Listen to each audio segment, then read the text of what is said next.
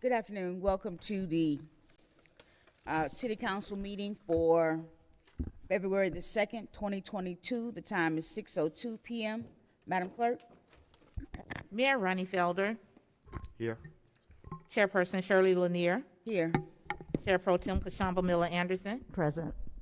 Councilperson Broderick McCoy, Councilperson Julia Botel, Here. Councilperson Douglas Lawson, City Manager Jonathan Evans, Present. City Clerk Claudine Anthony is present, City Attorney Don Nguyen. Here. Thank you, Madam Chair. Thank you. We will have a moment of silence followed by the Pledge of Allegiance by Councilwoman Miller Anderson.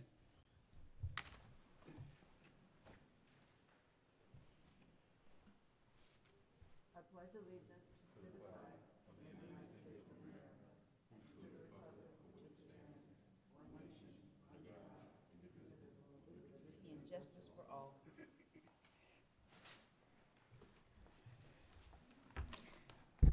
Do we have any additions, deletions, or substitutions for our agenda this evening? Yes, Madam Chair. Staff would like to remove item 11B and then request that the board consider having a special meeting on. We can't really hear you down here.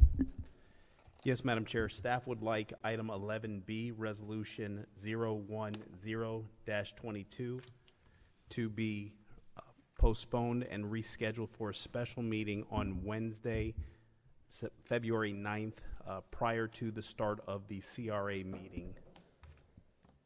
Okay.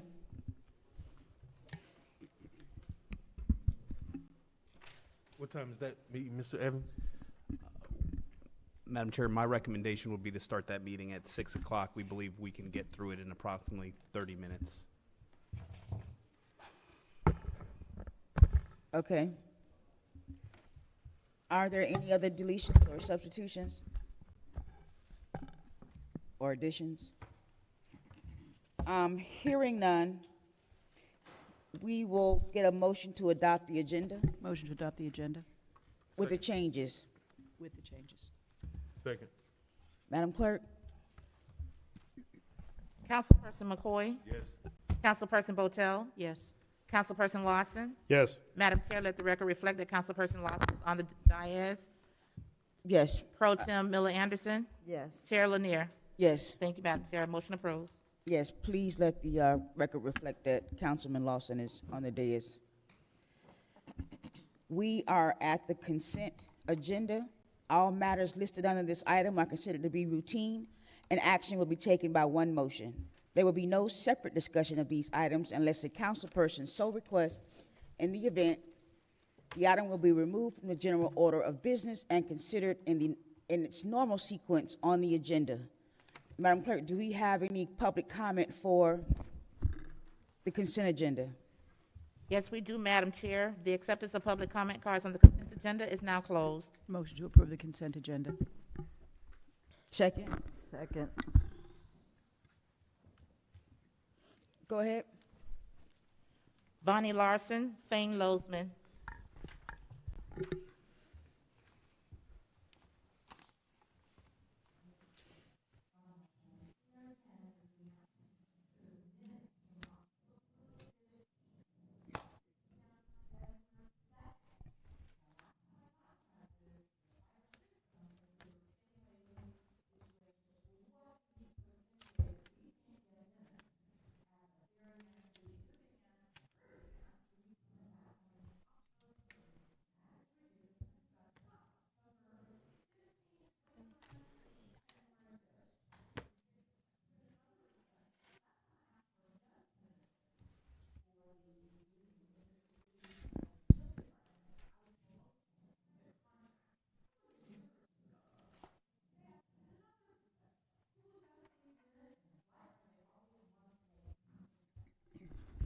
Thank you.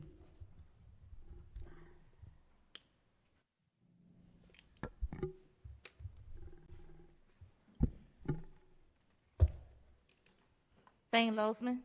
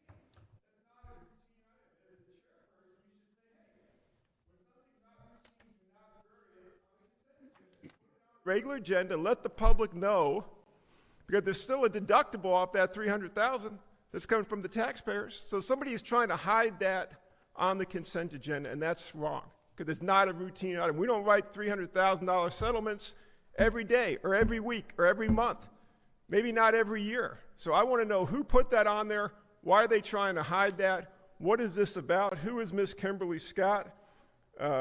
Somebody said that she has a case in state court, hasn't gone anywhere yet, we're already settling that out when we're spending $125,000 to appeal Miss Lady March Goldwire. Why the double standard?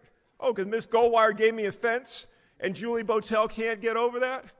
You know, I'll talk about this a little bit later, but the largest taking case in Florida history was filed a week ago Monday and served on the city this week.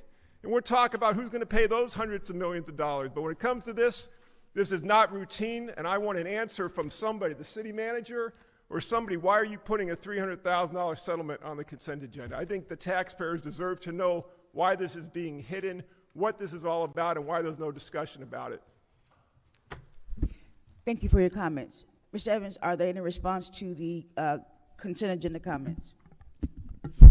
Madam Chair, with regards to the items, specifically the meeting minutes, the board is aware as to the challenges that were experienced in the office of the city clerk. Those challenges have been resolved, and we are getting back on track with respect to the meeting minutes. The other item, I will not speak to that particular item, as it is a settlement of a case that the board has been briefed on accordingly. Thank you. Next item. Madam Chair, we need to take a vote on the motion on the floor. Very good. Go ahead. Councilperson McCoy? Yes. Councilperson Lawson? Yes. Councilperson Botel? Yes. Pro Tem Miller Anderson? Yes. Chair Lanier? Yes. Motion approved.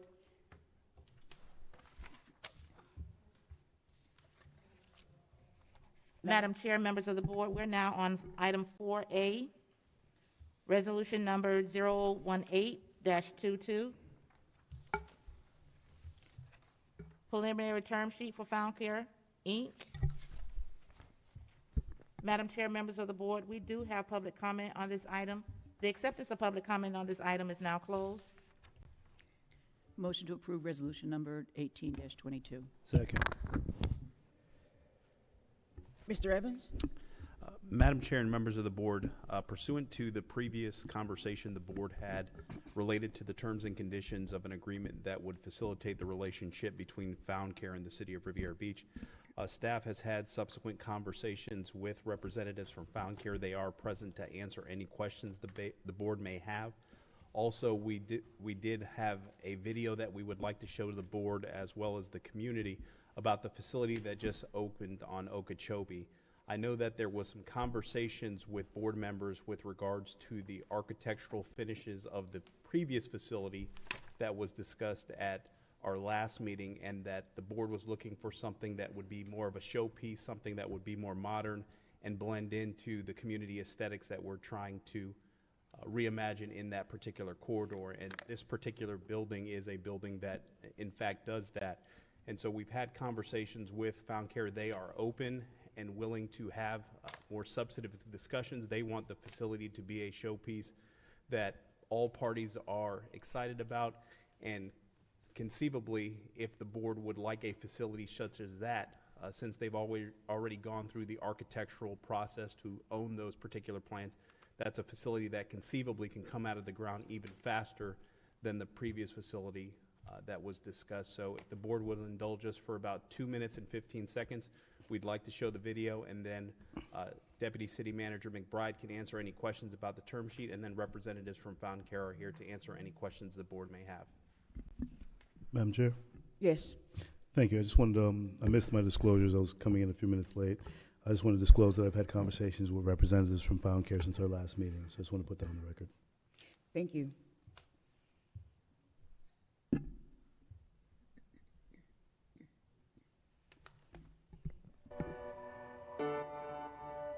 So this is Found Care. This is our newest location, state-of-the-art building, as you can see.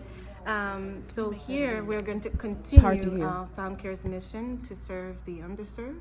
This is still our soft opening, so we are seeing geriatric patients in adult medicine. Our target audience is, of course, the community, the underserved.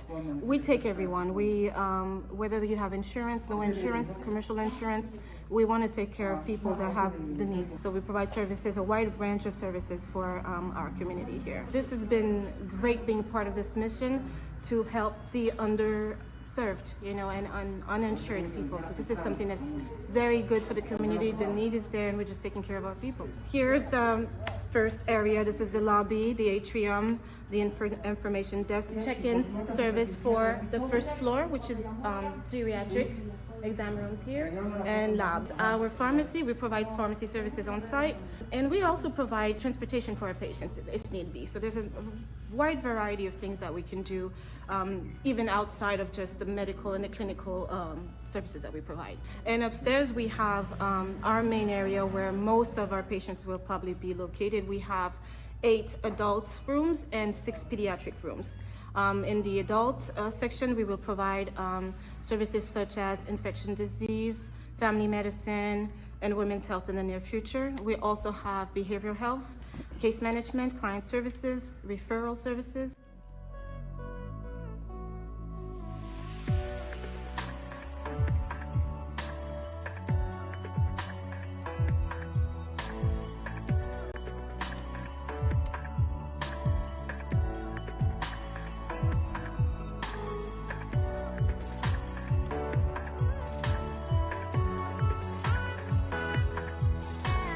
We know that there's a large number of people that are not able to get medical services.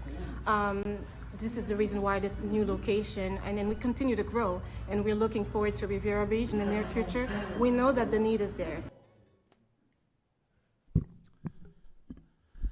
Thank you, Ms. McBride.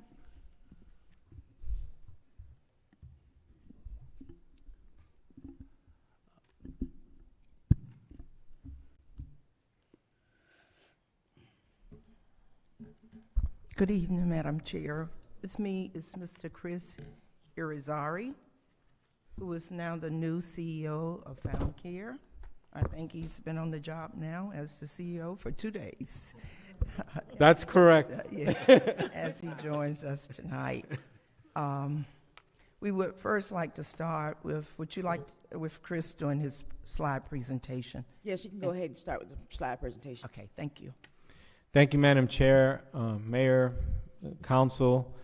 Thank you for all the support you've given us through here. You know, I feel like I live here now, and I really love coming here and speaking to all of you about Found Care. I'm passionate about the work we do, and I think that all of you will soon find out what a wonderful organization, if you don't already know, Found Care is. But a lot of you have really been reaching out and talking about and asking questions, and so I want to thank the Council and the Mayor for all the work to really get this started, because I remember a while back meeting with the mayor, and then I met with the city manager, and we would love to have Found Care in our community. And you know, it's just a great organization, and excuse me if I get excited about it, but I just think that the work that we do is really fantastic, and I hope to bring it to your community, because I think your community deserves that and more.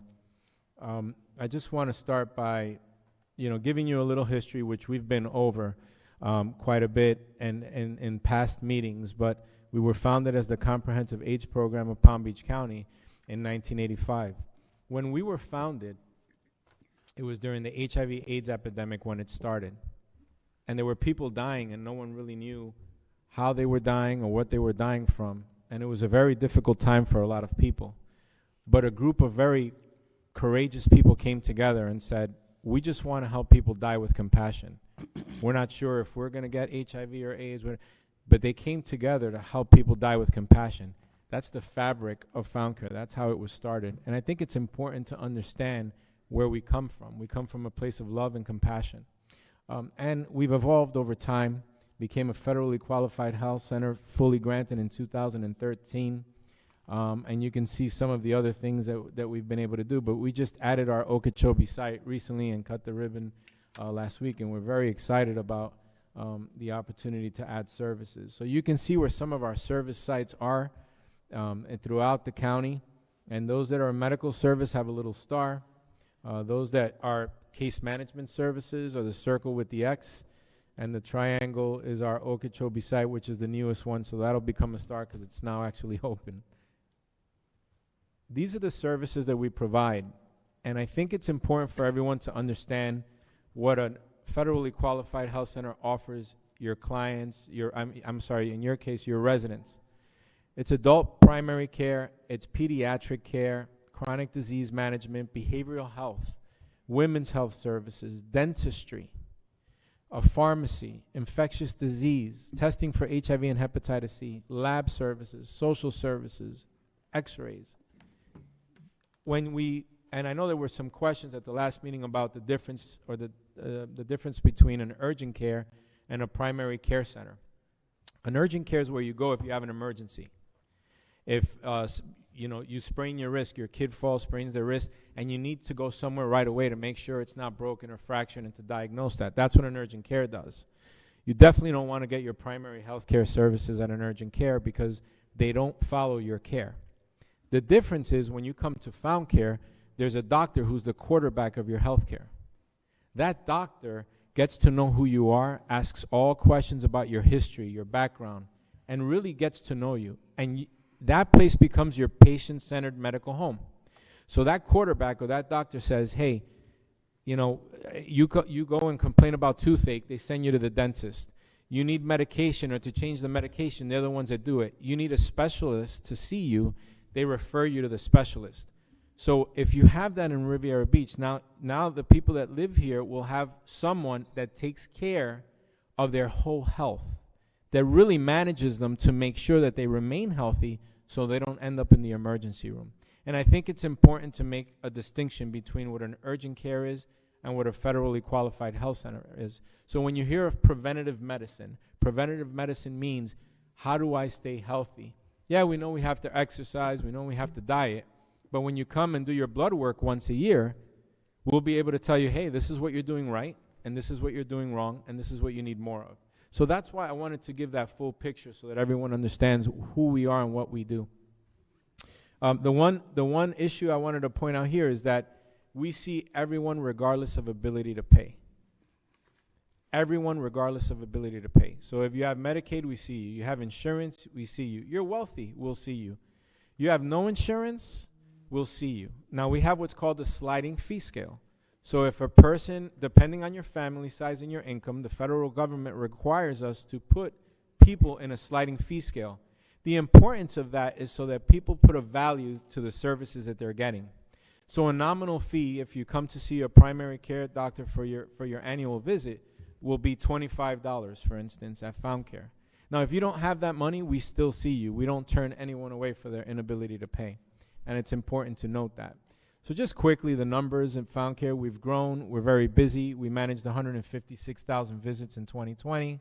And you could see the breakdown of the different services that we've provided there. We were the first to respond. If you think back to the HIV epidemic, Found Care was the first one to respond. Same thing with COVID-19. On March 14th, Ms. Bonet, who's in the audience, our former, she's only been in retirement 2 years and she's here already supporting. But, she called us over the weekend and said, Chris, what are we going to do? There's people that are getting this COVID-19. And she assembled our team, and we got on the phone and started talking about what we were going to do during COVID-19. So many people were confused and lost and really didn't know what they were going to do, where to turn to. We had 200 test kits, and we said, we're going to test people in the parking lot. Now think back to that moment, because a lot of you remember March of 2020, when this pandemic started, and a lot of us were watching the news and saw refrigerator trucks in New York City filled with dead bodies. Think about the courage it took for our staff to get dressed in PPE and go test people during that time. Now we know more about the virus. We know that this last variant is not as deadly as when it started. But think about back then the courage it took for our staff to dress up and start testing people in the community. They're heroes. And all of us were alongside them during the testing. Not just that, but we started to get calls from the community about, how about our community? We came here and tested in Riviera Beach at J Outreach and Ministry. And went to different places, Pahokee, West Palm Beach. Some of these places weren't even our service area. But Found Care felt compelled to help the community in need because we knew how scared people were. And if we felt that if we can go into the community, an entrusted name, people that know Found Care and trust Found Care, that we could make a difference. And so we did. We received national recognition for all of our efforts during COVID. Now, looking at our patient population overview, obviously we're growing as an organization. We try to make sure that we run a very respectable, professional organization. Our population breakdown you can see here. So what are the services we provide? You can see a lot of it is support services, case management, 63% of the bulk of it. Medical services, 25%. Dental, 3%, but that's growing. And we did some COVID-19 testing that year. Our patient demographic is on the top to the right. So you can see the majority of our patients are considered Black or African American. And then you see the rest of the numbers there. Bottom left, we see uninsured patients. 34% of our patient population have absolutely no insurance, but we still render services to the population. And then you could see the federal poverty guideline and where we fall there. Of course, we provide transportation for our patients. We've received countless awards and recognition throughout the community, and our financials are strong. You know, we pride ourselves on the fact that Found Care is a fiscally stable organization. It's important to be fiscally stable because we have to make sure that Found Care is here for generations beyond the time we're here. And then the cost for a patient to go to the emergency room is astronomical, right? And we've already gone over this in past meetings. If you can see what it costs to come get medical care at Found Care, it's $132. But if someone goes to the emergency room, look at the cost. And of course, there's a return on investment. Every dollar invested into Found Care returns 171%. These are studies done by the Florida Association of Community Health Centers. Our impact having Found Care throughout the county in 2020 was $49.4 million, and it went up for this past year. We do community service events, fundraisers. And I want to show you our main building on Congress, what it used to look like, and what it looks like today. I think it's important for all of you to see that when we come in, we take a community that looks like this and make it this. Because we want our patients to come to a place that they want to come to, not a place that they have to come to. That's important to us at Found Care. If you look at our Okeechobee Boulevard site, which we could just cut the ribbon, we purchased this building. That's what it looked like at first. Then we took a hammer to it, so it got a little messed up. We built an atrium in the front because we wanted to present the building, and this is what we have today. And that's the video you just saw. This building is off the Okeechobee and the Turnpike. And so I know that this has been a point of contention for the board, and I appreciate your feedback. Just so that you all know, we had received, this was a proposed plan that had been approved in 2018. It looked like the path of least resistance, and I learned the hard way that it's not. So I want this board to understand that this is not even what we're used to. We're used to this.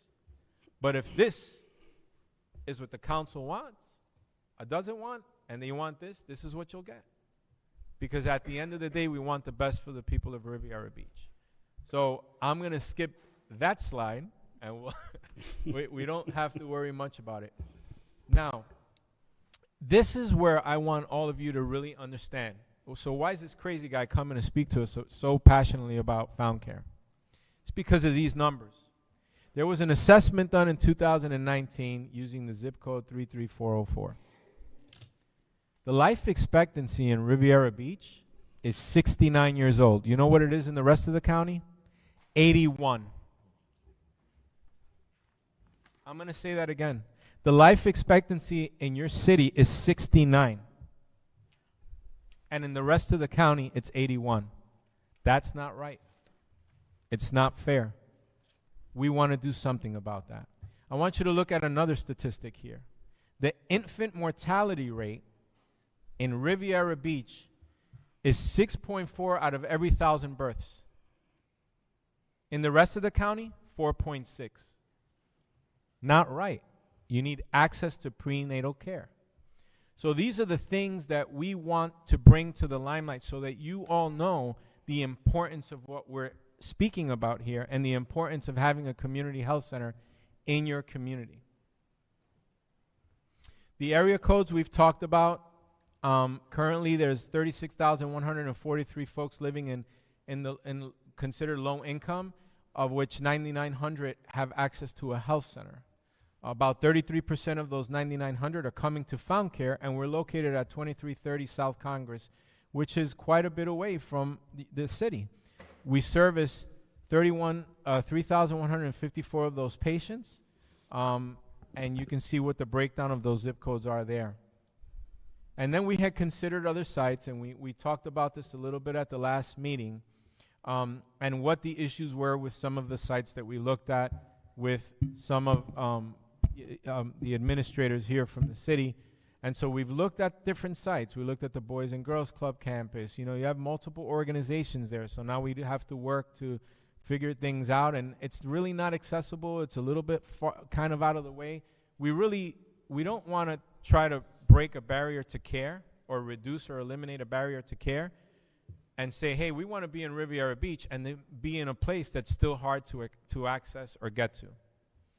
Obviously, we don't want to touch the community garden or be looked at as the people that ripped the community garden, so we looked at 3501 Broadway. You know, we understood that the city has that property and acquired it, and it has to be used for a purpose for the community, and we'd love to consider that as the space because it has enough parking, and we understand, you know, and I heard you loud and clear at the last meeting.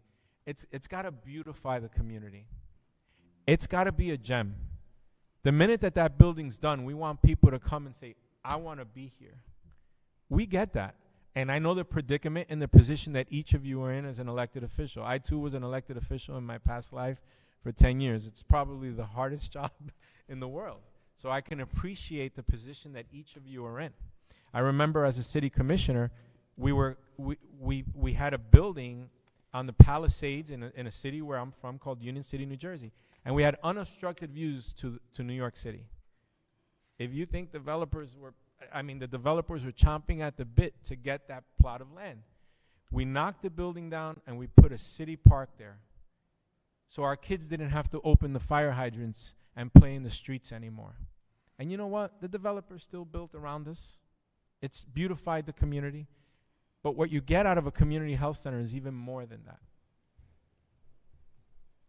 So some of the next steps, you know, of course, we've talked about this. It's a 20,000 square foot footprint. Found Care is committed to dedicating 5,000 square feet to a business incubation program because you're in the business district. This downtown is important to this board. It's important to the residents of Riviera Beach. We understand the awesome responsibility we have to build something that provides access to business, that starts to build business and business activity, so we want to partake in that. And our community health center will occupy 15,000 square feet there. So we're committed to making this happen for the residents of this city and for this council. The estimated cost right now to build a 20,000 square foot building is about $11.4 million. Again, that's an initial estimate.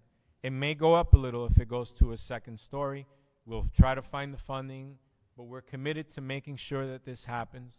And we understand that you want something of a grand scale. So we're already in the process of starting a capital campaign to help get additional funds, and we're also committed to investing in this project. And the benefits to the community are multiple. We anticipate 35 full-time jobs, potentially have a medical teaching site for people that want to learn about healthcare, that may want to get involved, want to become a medical assistant, want to become a doctor. You know, one of the things that's so important is that our communities realize that they can grow up to be whatever it is they want to be. They can be a doctor. And so some of our doctors may come into the schools and talk to the children about the ability and the path on how you become a doctor, how you become a nurse, how you become a medical assistant. Those things are important. And of course, access for the employees of the city of Riviera Beach. We want to reduce health disparities. We know what those are, and we know what they've done during the COVID-19 crisis. And these are the services that you'll have at that site. Women's health services, including OBGYN. If a woman is expecting, we want to try to get her in her first trimester of pregnancy. That's critical. Also, provide pharmacy services, pediatric. You know, behavioral health is so overlooked. And we're offering behavioral health services and even access to psychiatry. You know, all of us can use a little bit of behavioral health at one time or another. But when you look at communities that have a lot of social issues, mental health, behavioral health, psychiatric health is at the center point of There are studies that show that people who suffer from diabetes or hypertension oftentimes suffer from that because they're depressed. They have mental health issues. So we have what's called an integrated healthcare model. Our integrated healthcare model says that if a patient's coming in and they're diabetic and the doctor's telling them, take your medication, you have to eat better, and that's not penetrating through to the patient, and they're suffering from depression, there's a warm handoff from our primary care physician over to a licensed clinical social worker to assess the depression and to start talking about real life issues, social issues that we can address to make the patient healthier. You don't get those services in an urgent care. You don't get those in most primary care physicians, but you'll get it at Found Care. So that's it for my presentation. I hope that I answered your questions. I'm happy to answer any other questions you may have. And again, I really appreciate bringing us back here to speak about this again. That's something that I really respect, that this board gave us another opportunity at this, because it shows that this is an important issue to each and every one of you. And I know that it's always a difficult or a challenging issue, but this is just a wonderful opportunity for everyone. So thank you. Thank you for your presentation. Do we have any public comment cards? Yes, Madam Chair. Go ahead. Ernestine Gordon, Bonnie Larson, Rodney Roberts.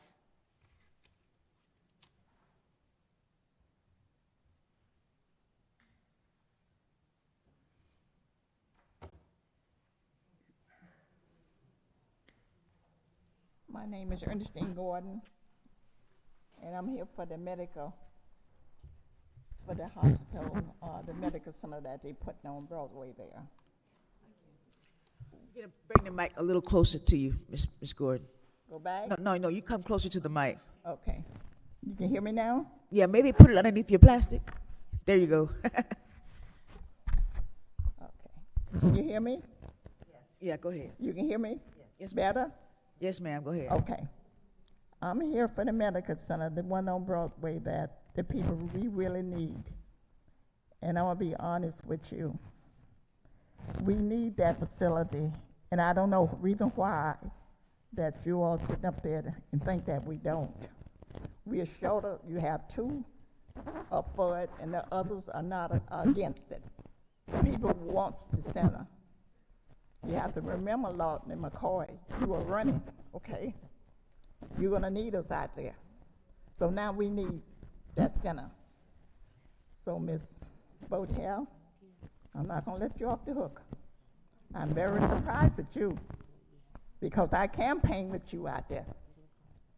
And we backed you. But a lot of people got the information that you hesitant before. You're not doing what you told us you was gonna do. But see, you did what you wanted us to do. So now we're waiting for you, okay? We want that center, and you holding it in your hand. So remember, you're gonna need us. You never know, okay? Thank you. Thank you. Bonnie Larson, Rodney Roberts, Yolette Bonet.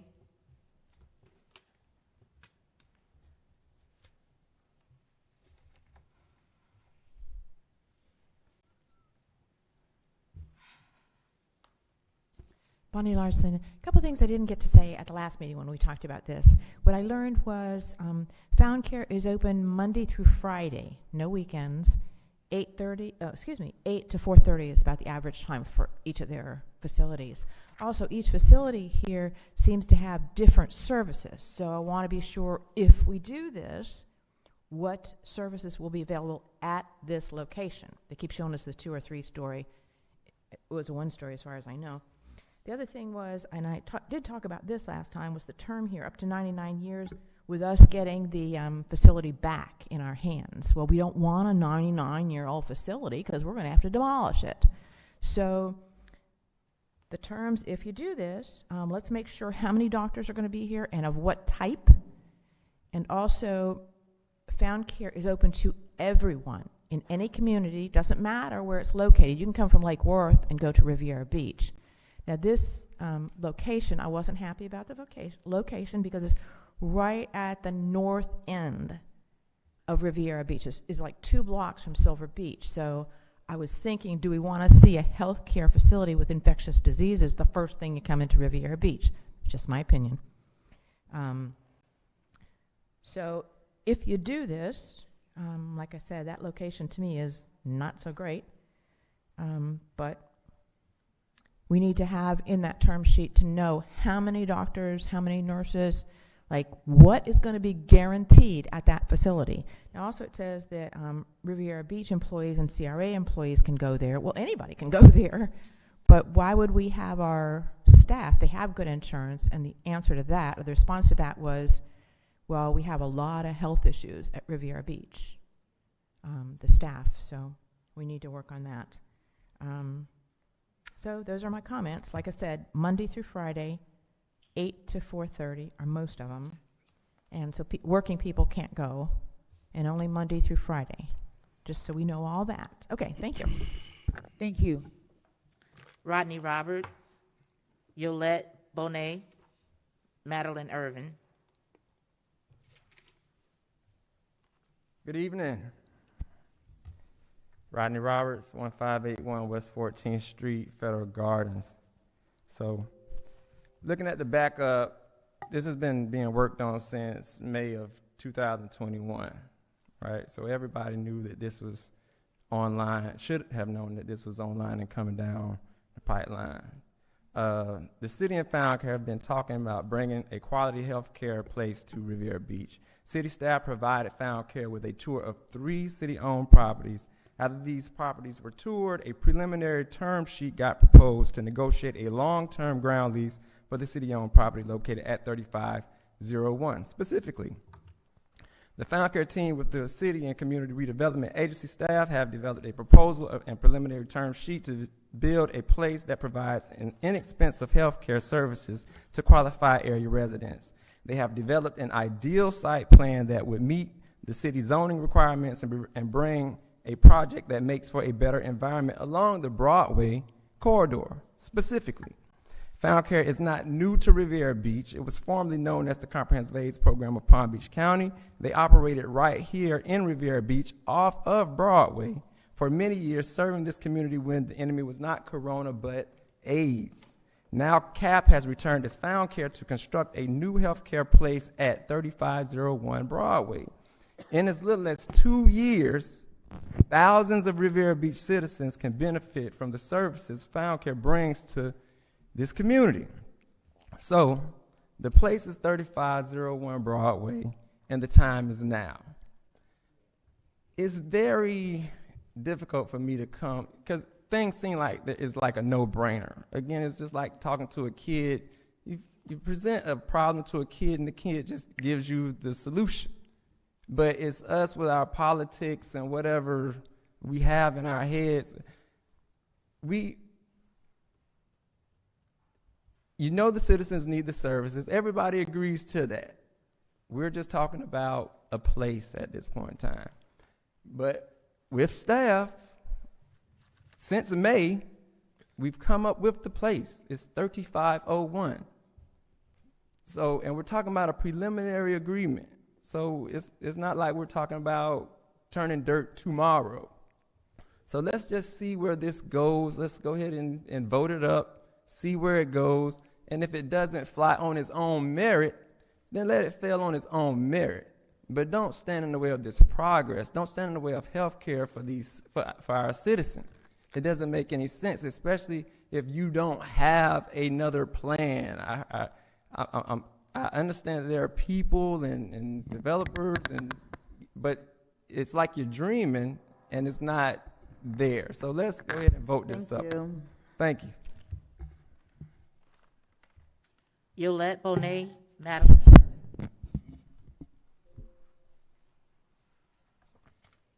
Good afternoon, everyone. My name is Yolette Bonet. I live at 1375 Beacon Circle, Wellington, Florida. But I am happy to report that I have been off the job for 2 days, and I am back, and I am back here again speaking with you all.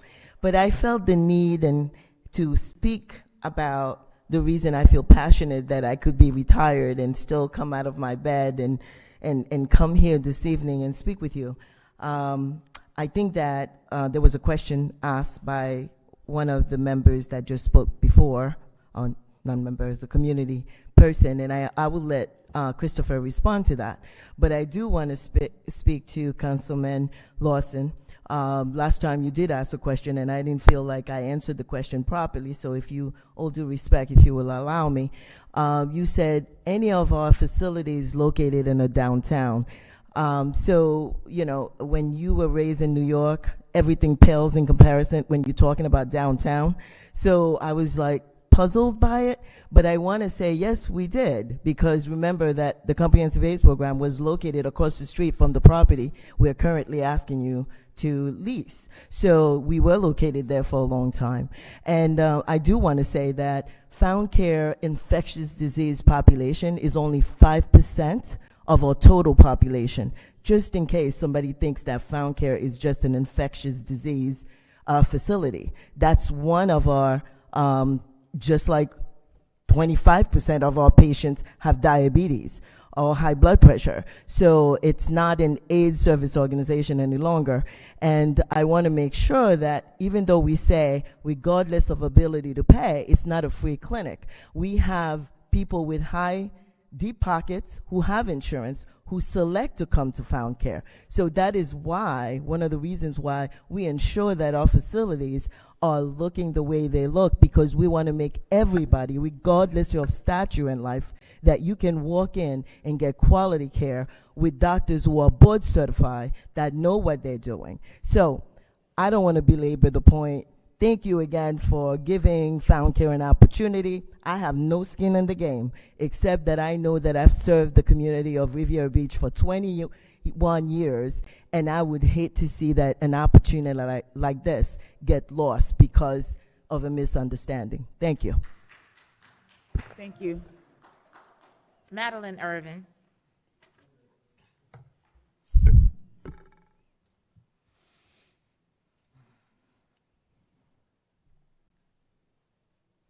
Good evening, Council, and I think I speak loud enough. Can y'all hear me?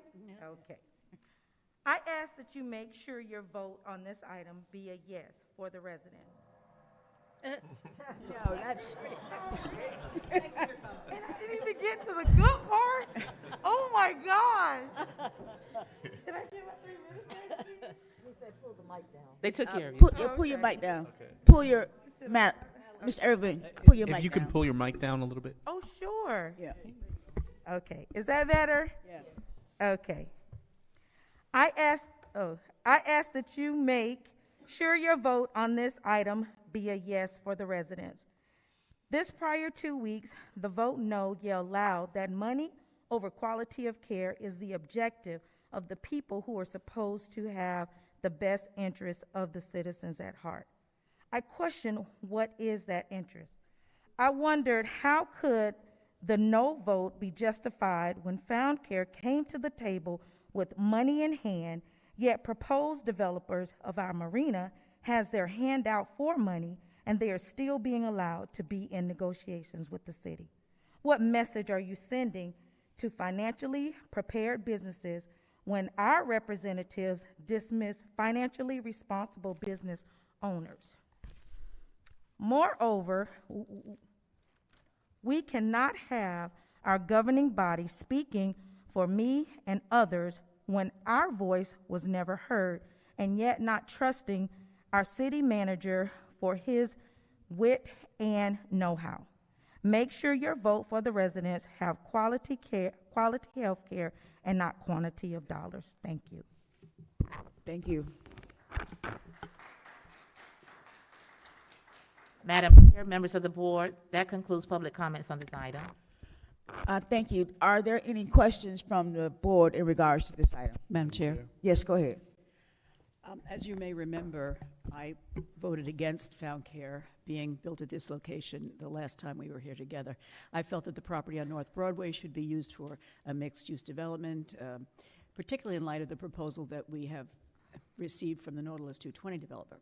But I asked that it be brought up for consideration this evening because I wanted the time to really take a look at other locations in the city to see if there was someplace else that might be more accessible for our community or better suited for this project.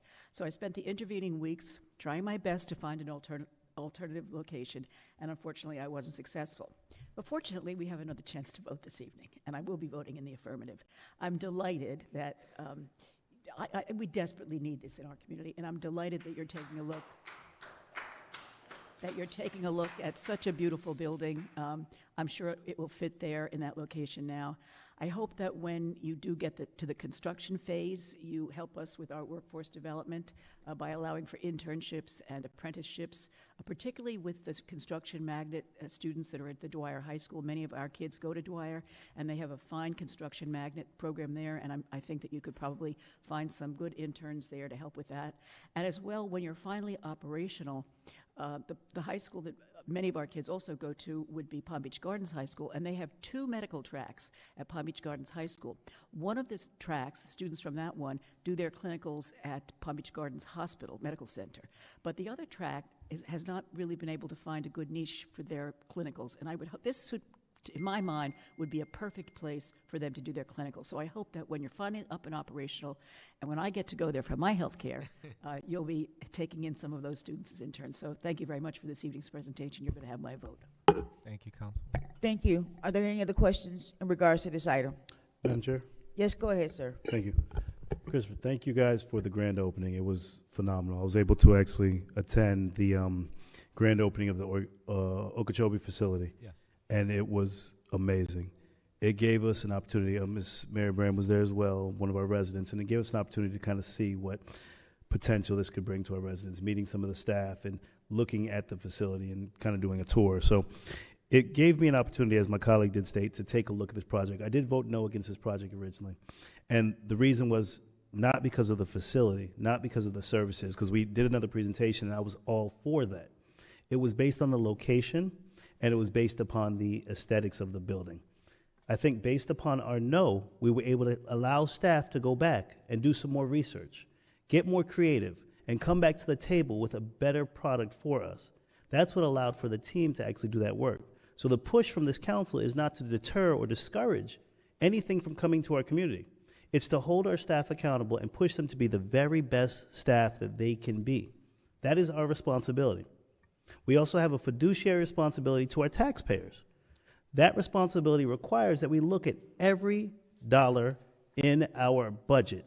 We look at every dollar that's being spent through our community. We're having the conversation where a lot of the financials are not being discussed. We have to understand that this value of this land is profitable. We could take the sale of this land that's going to Found Care and literally sell this for anywhere between $3.5 and $6 million and use every penny to go towards infill housing, to go towards services to our residents, and have opportunities. So we have to analyze every scenario. That is the estimated value of this land. Yet that was not presented to us as a council, so we cannot make a conscious decision unless our staff brings us all the information. So do not call on the council to make a decision without receiving all the information. So that's why myself and Councilwoman Botel went back and had these meetings, had these discussions, and looked at ideas as well, because we did not have all the information necessary. So as of right now, these are the questions that I wanted to present to the to the team and let them know that I'm absolutely supportive of Found Care, and I'm supportive of them going in this location because of the conversations we had, because they're actually bringing an amazing product to our city. They're going to actually bring the building that we would like to see, and they're going to increase the densities and intensities that we've requested.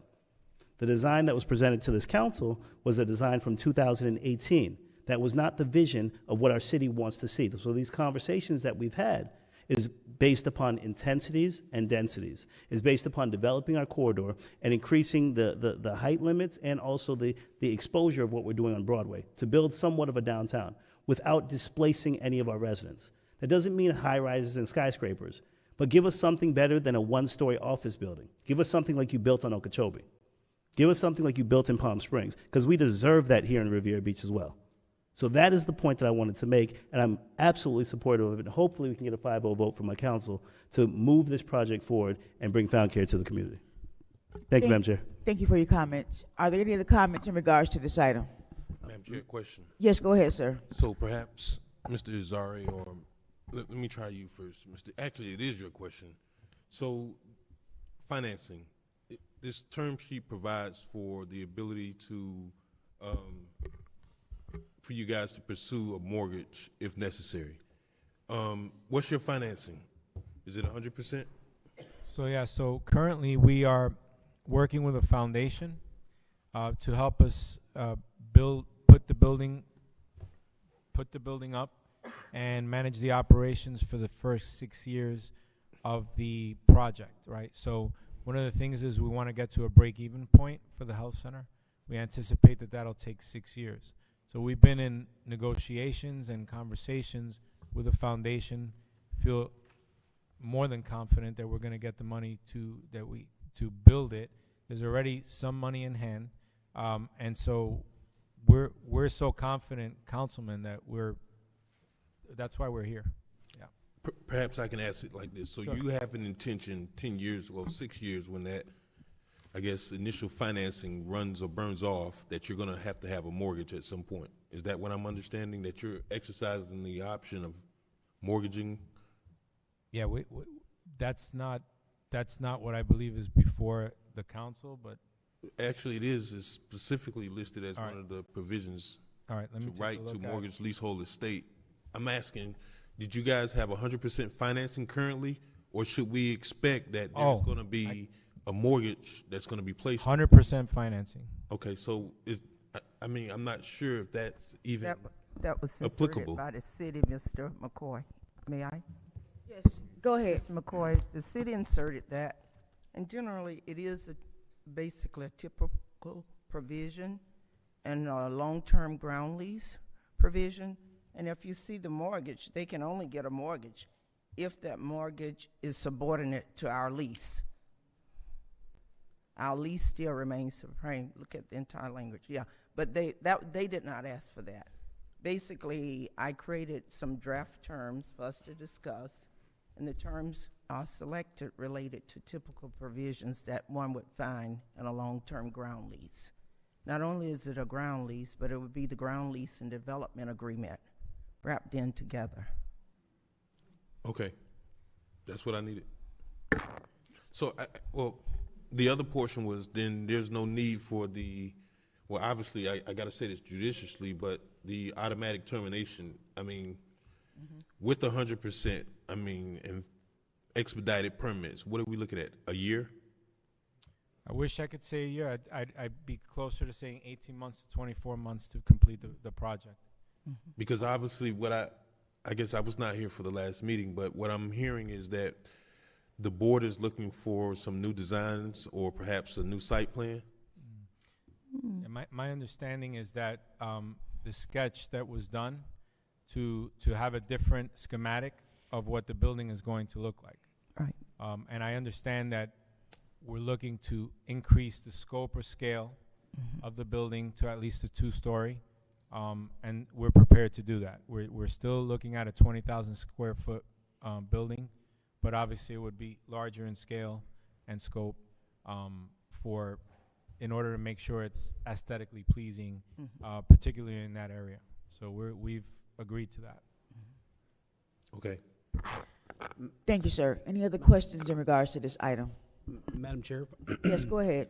if I may, for clarity's sake, staff did speak with Bob Banting to get a revised number as it relates to the value of that property.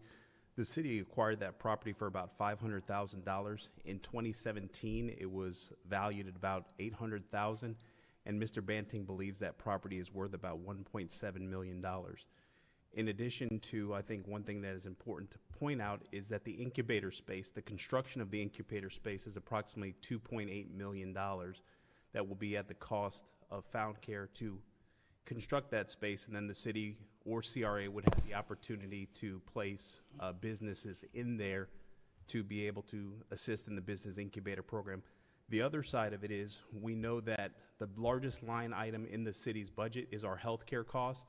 And by having a relationship with Found Care, we believe that we can reduce the cost for healthcare for our employees because we will have an employee clinic option. A lot of our employees do not have a primary care physician or don't have the ability to go to their physician because it's outside of our community. So we believe that this operation will defray some of the costs that we spend associated with healthcare. Thank you. Are there any other questions in regards to this item? Madam Clerk? Councilperson Lawson. Yes. Councilperson McCoy. Yes. Councilperson Botel. Yes. Pro Tem Miller Anderson. Yes. Chair Lanier. Yes. Motion approved. Thank you. Madam Chair, and I just Yes. wanted to take a moment to thank each and every one of you. I think this was a really incredible process, and I completely understand the due diligence that everyone took to make sure that this can happen. So I look forward to cutting the ribbon with you in 18 to 24 months. Thank you so much. Madam Clerk, next item. Madam Chair, members of the board, we are now down to 5A, 2022 Juneteenth Festival sponsorship request. Madam Chair, members of the board, there are no public comments on this item. The acceptance of public comment cards on this item is now closed. So moved. So moved. I'm sorry, sir. Madam Chair and members of the board, Yes, go ahead. If I can have Assistant to the City Manager, Ms.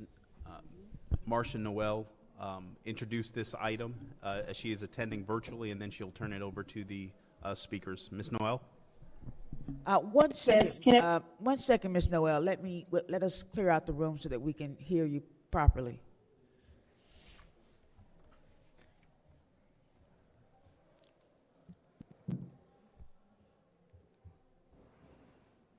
Okay, thank you. Go ahead, Ms. Noel. All right, thank you.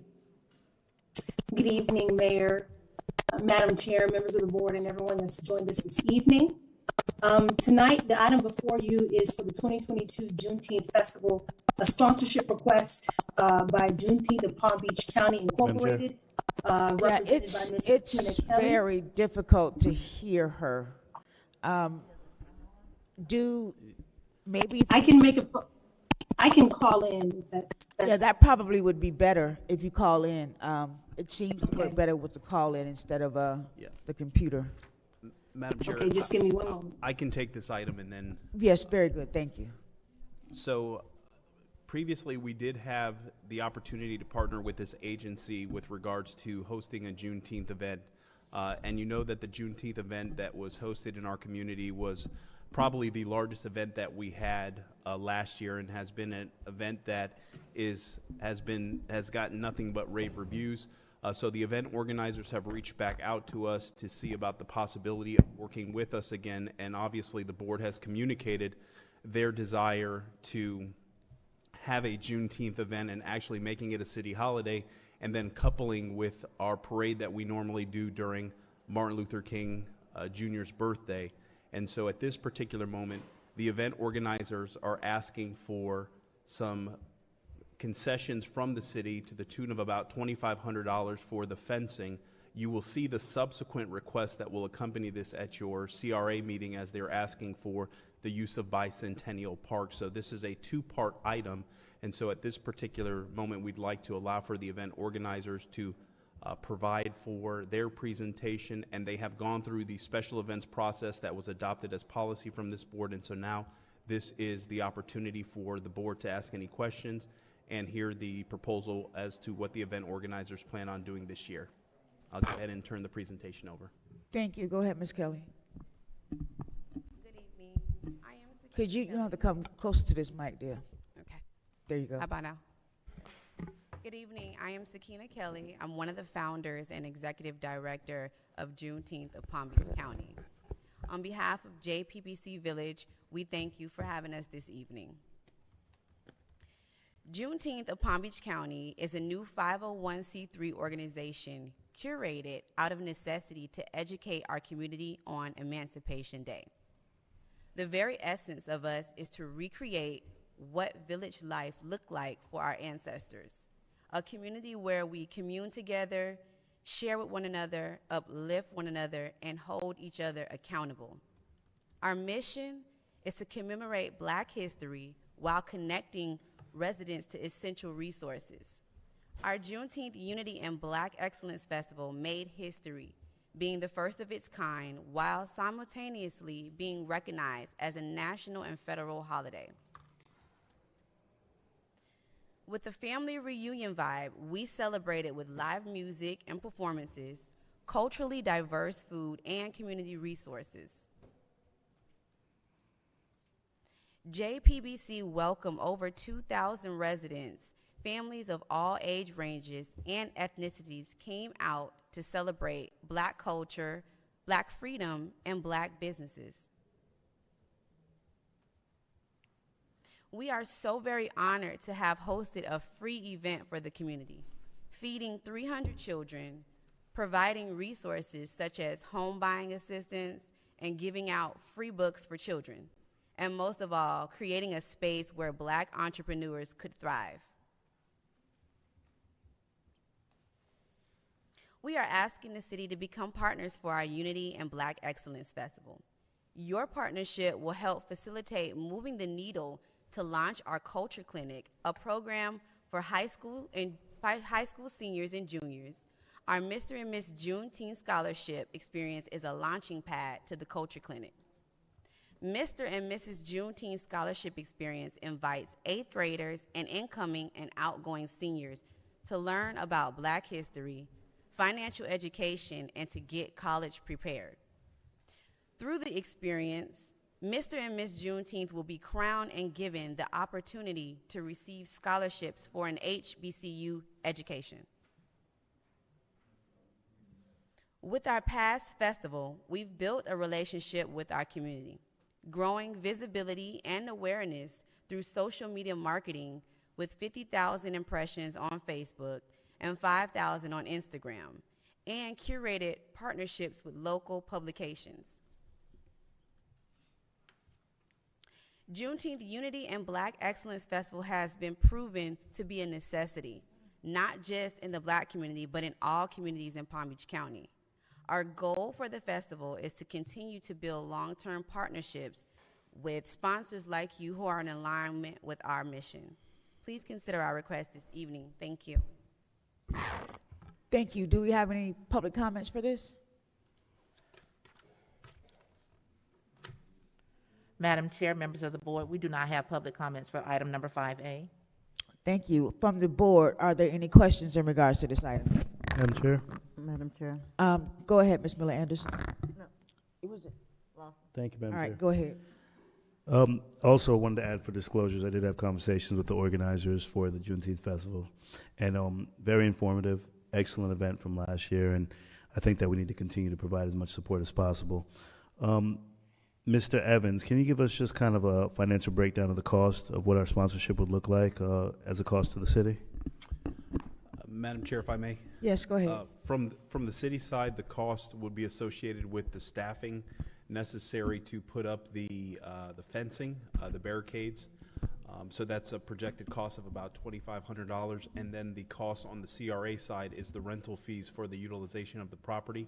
As part of the sponsorship agreement, the event organizers are still responsible for the costs associated with public safety and any other nuances.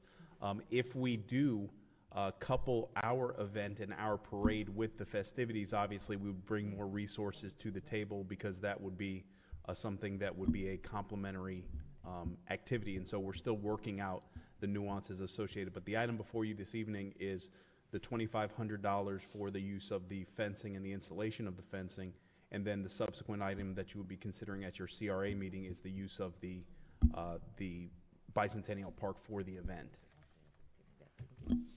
Follow-up, Madam Chair. Yes, go ahead. And the marketing for the event, Ms. Sakina, how are we going to be highlighting it? Is it going to be brought to you or sponsored by the organizers from the Juneteenth and the city of Riviera Beach, or how is that going to be acknowledged?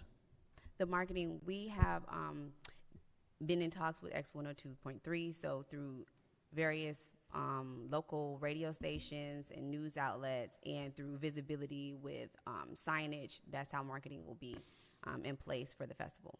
And then also title recognition. Is the city going to be a co-sponsor of the event as well? We have yet to have that conversation. I'm sure that once we finalize, I have to speak with the board so we can have further conversations on what the partnership and title sponsorship will equate to. Absolutely. And I would love for us to be a partner and organize with the event and provide as much resources as possible. So I thought it was a phenomenal event last year. Juneteenth is going to be a great celebration this coming year, and it's also leading into our centennial for the city. So I think that's something that we can get behind and absolutely support it. So thank you, Ms. Keenan. Thank you for the conversation this week. Yes. Madam Chair? Yes, go ahead, Ms. Noel. Okay, thank you. Hopefully everyone can hear me better now. Yes. And just as an additional response in regards to Councilman Lawson's question regarding marketing, if you approve this item, essentially we would be considered sponsors for this event.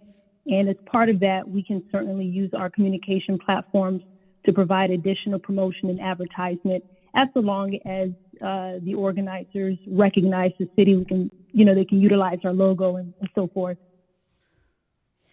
Okay. It was Miller Anderson, then I'll get to you, Ms. Motel. Well, I just would like to say that last year when they had the Juneteenth idea, we're talking about young 30-year-olds here, very young individuals who had an idea that wanted to see this happen, and they worked themselves to death to make it happen, and it was actually quite successful. So I really applaud them for just having the initiative to do this. I know that I did partner with them as well to make sure that it turned out excellent. Turned out way better than I think they even thought it would turn out, but they knew they put in the hard work for it, and they, I don't know if she would like to tell about how they got their fundings, and they had national organizations that partner with them, so they really put in the work.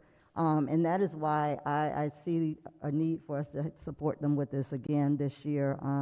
Right after the event last year, they were already talking about the next year. So when we're talking about supporting organizations, we're talking about people who are willing to put in the work. They're not just here asking for money. They have proven results of being able to get it done. And so, I will do whatever I can to support them. And of course, I don't know if we did disclosures early, now that Mr. Lawson said that. I did have conversations with them as well, and I've known them for quite a while now. So congratulations, guys, and whatever I can do to support, I will. Thank you. Thank you. Dr. Poteau.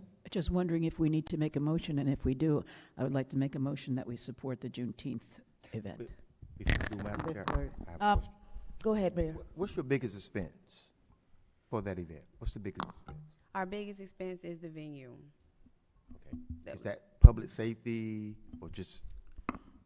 Last year, Riviera Beach was so kind to, at the very last minute, you guys sponsored the police for us. We paid for EMT, and you guys sponsored the police, so we weren't sure how much that would be this year. I believe between the venue and policing, those are the two highest costs to put on this production. So that's something with the partnership we were working on.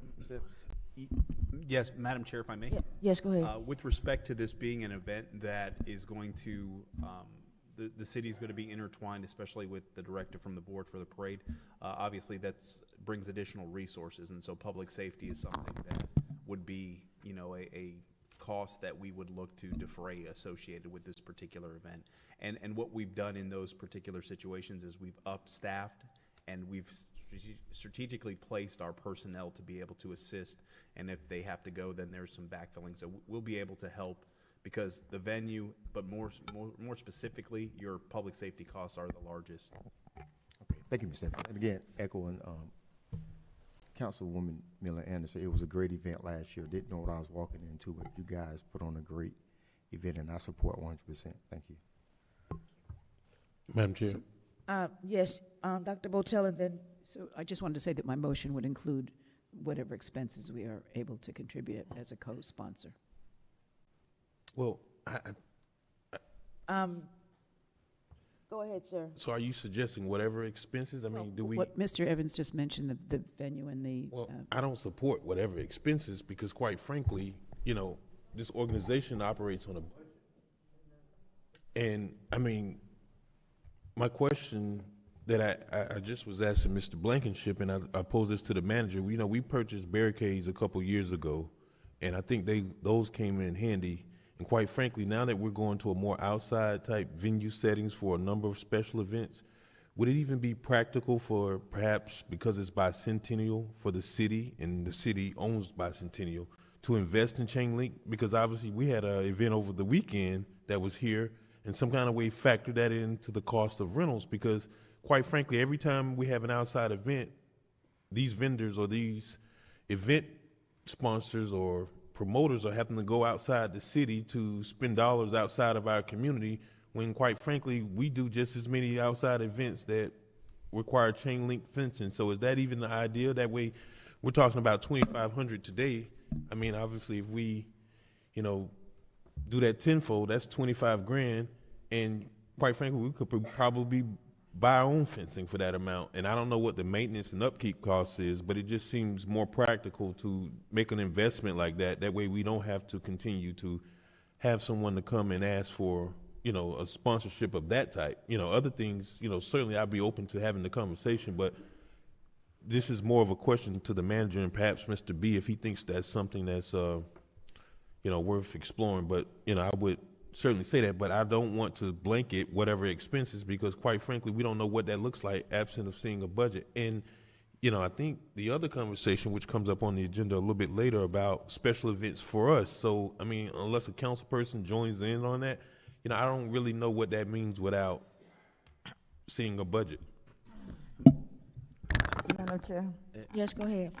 But for tonight, we were only looking at the 2,500 for the fence, correct? And then the CRA side, there was something else for the venue. The venue, Okay. that is correct. So, Dr. Botel, your motion would So be, my motion is to support the expenditure of up to $25,000 to support this event.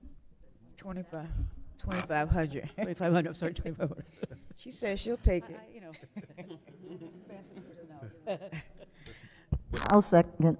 Okay. Madam very Chair, good. but I do have a question in for the manager, if he could. Yes, go ahead, sir. With regards to the fencing, we can look at the costs associated with acquiring the fencing. One of the things that we're considering is with the development that is contemplated on that particular parcel, you know, how would we look to have, do we want to have something that's a permanent fence, something that's a temporary fence, something that's more of a decorative fence, and then the storage of that particular fencing system? Because in most cases, usually when you do store them and then they come and you bring them out, there's always issues of fences bent, it's twisted. When a vendor comes out, they assume the responsibility and liability associated with that. So I'll talk with Mr. Blankenship and see if there's, you know, a way for us to acquire the fencing, and if it makes economic sense and we can see that it can be utilized for some of the other events that we have. But in most cases, our city events, we're not ticketing those kind of events, so we don't close off the park. It is more so for those ticketed events that you have a situation where the park is fenced in. But we will do the research, and if necessary, if we think that it's feasible, we'll acquire the fencing and store it. Thank you. Thank you. Are there any other questions in regards to this item?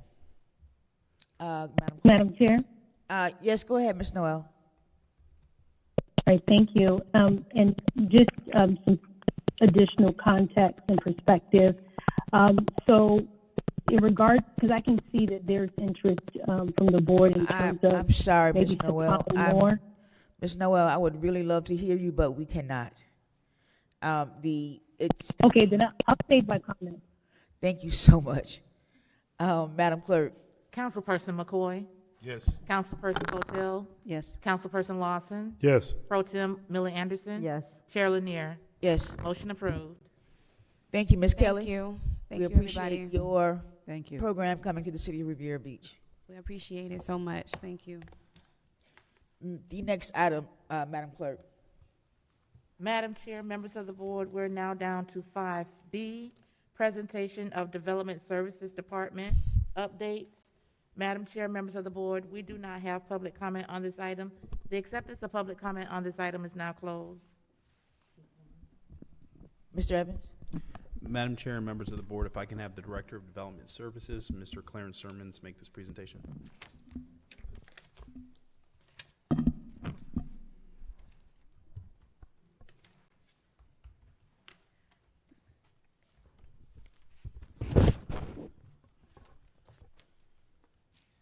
Good evening, Madam Chair, Good evening.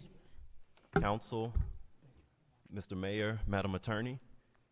Thank you all for the opportunity to speak to you tonight about updates related to the Development Services Department. For the record, I am Clarence Sermons, Director of Development Services for the City of Riviera Beach. Tonight's update will discuss several modernizations that have taken place in operations of the department. They will be related to our permitting system, as well as public information access and commenting, as well as the facilities. You have the wrong presentation. That's his proposed special events. That's the item for the last item on our agenda.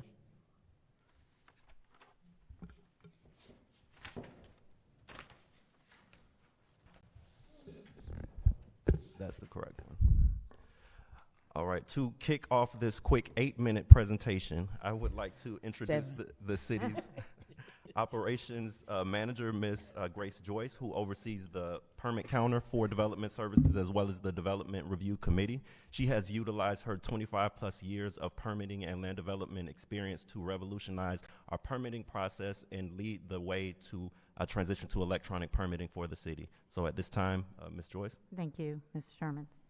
Good evening, Madam Chair, Mayor, council members.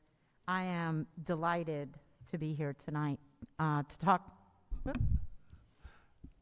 Not about this. They're gonna get they're gonna get the right presentation up. Well, to talk about one of my favorite subjects, which is permitting, and what a fantastic job the City of Riviera Beach is doing and the staff members in the Development Services Department. And once we get this up and running, I'll be able to show you exactly what I'm talking about. And I hope this doesn't count towards our 7 minutes. 5 minutes? It's down to 5. The other one. The other one. Madam There you Chair? go. That's it. Madam Chair? Yes, go ahead. Thank you. Mr. Evans, I just got a message saying that there was a issue with Channel 18. Not sure if it's something we could correct or change now. I will reach out to residents just trying to watch tonight's council meeting. You got it now? Yes, I'm ready. Thank you. All right, very Thank good. you very much. Okay, so the first bit of information I would like to supply is just the amount of work that the permitting department has done in 2021.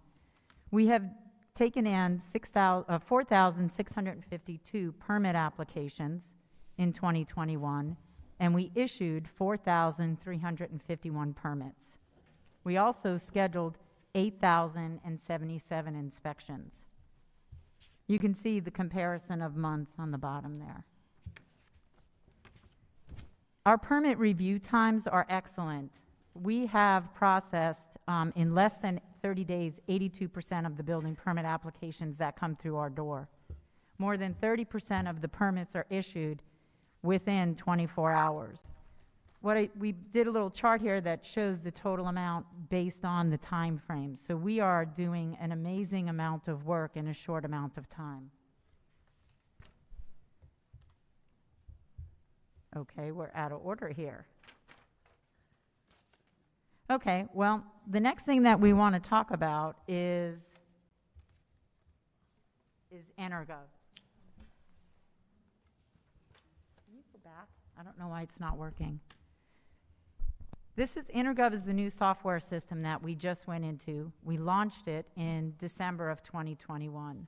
We had a phase 1 launch for permitting,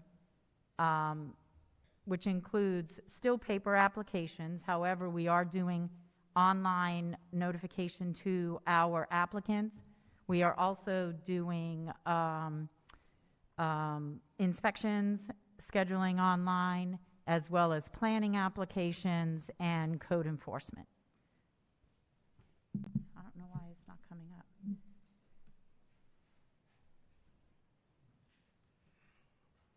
I apologize, I'm not really sure why you can't see what I can see. Part of the benefits of Intergov is the communication that we now have with our applicants. Each application that we review, when a plan reviewer has a comment about it, the applicant actually will receive an email. More importantly, when the permit is ready to be issued, the applicant will receive an email saying, your permit is ready, come on in and pick it up. So the transparency is now there that the customers felt wasn't there before. It always was, but it was a phone call. Now they can go online to our customer service portal. Again, I'm not sure what's happening. Go online to our customer service portal, and they can either register as a guest, which allows them access to certain information, which would be perfect for a council member who has a constituent who calls and says, I need some information on my permit. You can very easily access it by either address, permit number, name of contractor, and some very specific information will come up. If you register as a contractor, owner, builder, you create a contact, which we then connect to the permit. So that allows you even more information online that you can look at, which would be specific comments made by plan reviewers. It could be if additional fees are owed, anything at all. It's an online communication between owner builders and contractors. Phase 2 of our launch of Intergov will involve the actual online application acceptance. Right now, I said we're doing paper, communicating online with our developers and owner builders. Phase 2 will actually be, you'll be able to come, sit from the comfort of your home and submit a permit application. Part of the problem,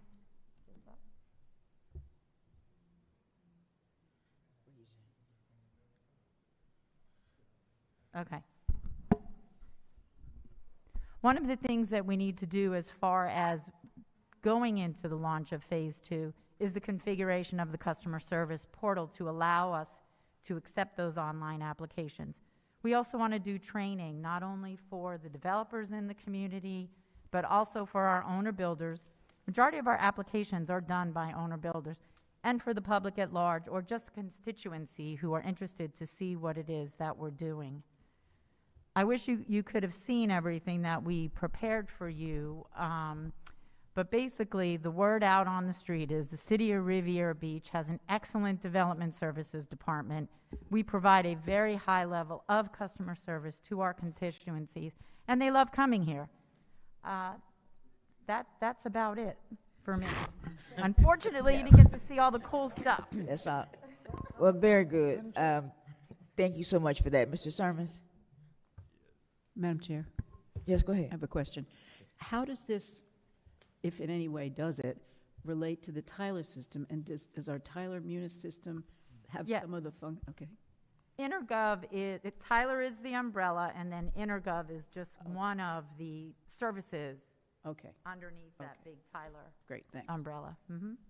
And in the interest of time, I'll just quickly wrap up the last part. In addition to the advancements we've made in electronic permitting technology, we've also made some modernizations related to our land development applications in our planning division. You can see what would have been on the slide on the cover page of the newsletter. That is the latest public notice, a postcard that has gone out to residents in the city. As you can see to the right of it, there's a QR code. Residents can now, when they receive that postcard, scan the QR code and see the associated application materials online on the department website. Furthermore, if they have comments on anything that they see from those materials, there's a second link that allows them to go to a survey.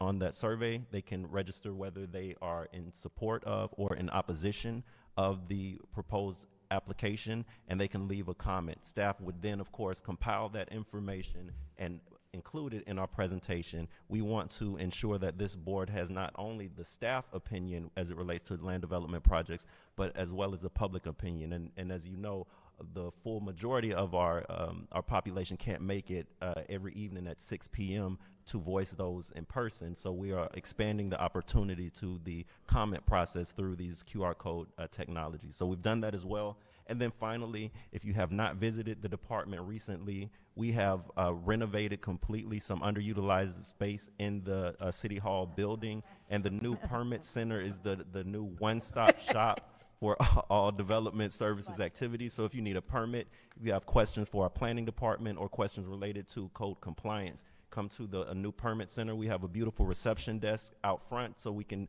quickly direct you to the division you need, as well as the full permit center where Ms. Joyce and her staff are located. And so again, we are glad to have the opportunity to present these new advancements in development services to you all.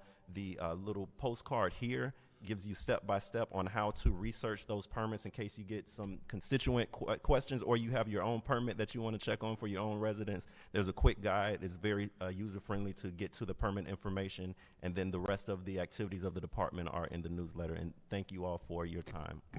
Thank you, Mr. Sermons. This is excellent work. You have been doing a phenomenal job in bringing us into the 21st century in terms of permits and in terms of developmental services.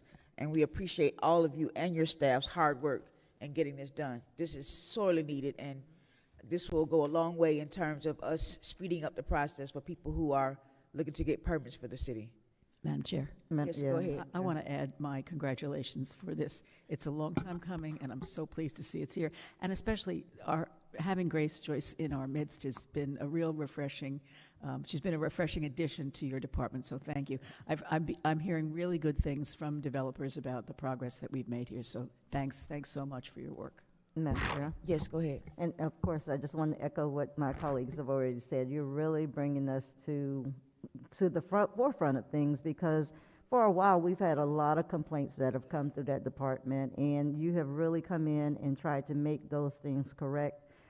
You're actually making it much easier, where it's not a hassle. That was one of the issues. People always felt like it was a hassle. It took forever. Just you coming in, just making everything much easier than it has been in the past is such a godsend. So I'd just like to say thank you for just trying to make us look better, be better. It is appreciated. Thank you to you and your staff. Thank you so much. If there are no other questions, we'll go on to the next item. Mr. Sermons. Madam Chair, members of the board, the time is now 7:30. Mr. Sermons, you're going to have to hold off because we have to do public comment. It's a time certain, so we have to do that.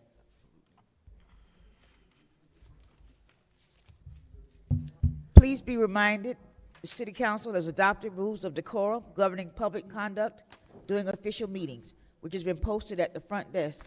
In an effort to preserve order, if any of the rules are not adhered to, the council chair may have any disruptive speaker or attendee removed from the podium, from the meeting, and or the building if necessary. Please govern yourselves accordingly. Public comment shall begin at 7:30 p.m. unless there is no further business of the City Council, which in that event, it shall begin sooner. In addition, if an item is being considered at 7:30, then comments from the public shall begin immediately after the item has been concluded. Any person who would like to speak during public comment, please fill out a public comment card located at the front desk and give it to the staff before the public comment section is announced. Madam Clerk. Madam Chair, members of the board, the acceptance of public comments cards at this time is now closed. Kent Pollock, Ernestine Gordon, Thane Losman.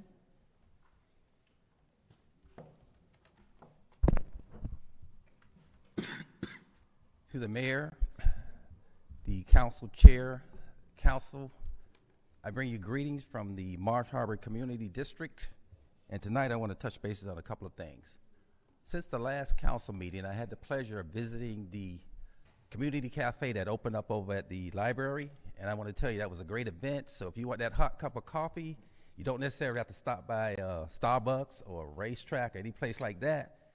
They serve coffee, hot drinks, they have pastries, they have cold drinks, and we just need to come out and support this project. That money goes back into the community and it services that area. And shouts out to Ms. Grimsley and her team. Great job on that grand opening. Prior to the last meeting or so, we had a conversation from this board that talked about the community charrettes that were up and coming. We haven't heard anything about that, and we'd appreciate some updates as to when those charrettes are going to be available. The other thing I want to talk about, I live in the Marsh Harbor community, and in the past few months, since August, we've had a lot of serious incidents that have occurred with students on the bus stops that drop off at both of the high schools. The last incident was a few weeks ago. I communicated through email to the police chief who dispatched Mr. Riviera, who called me that same exact day I sent the email out.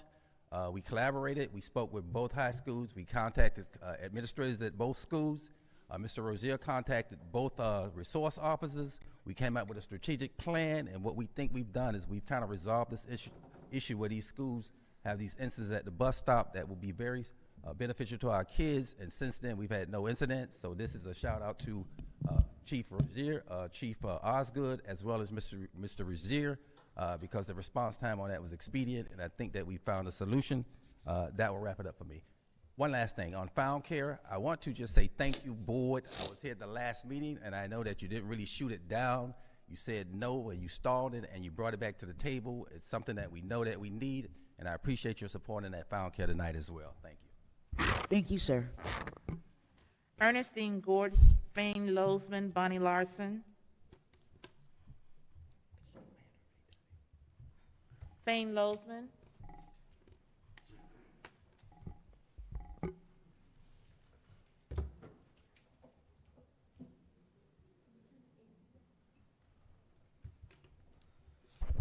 Good evening, Fane Lozman, Singer Island. A week ago, this past Monday, the largest regulatory taking case in Florida history was filed.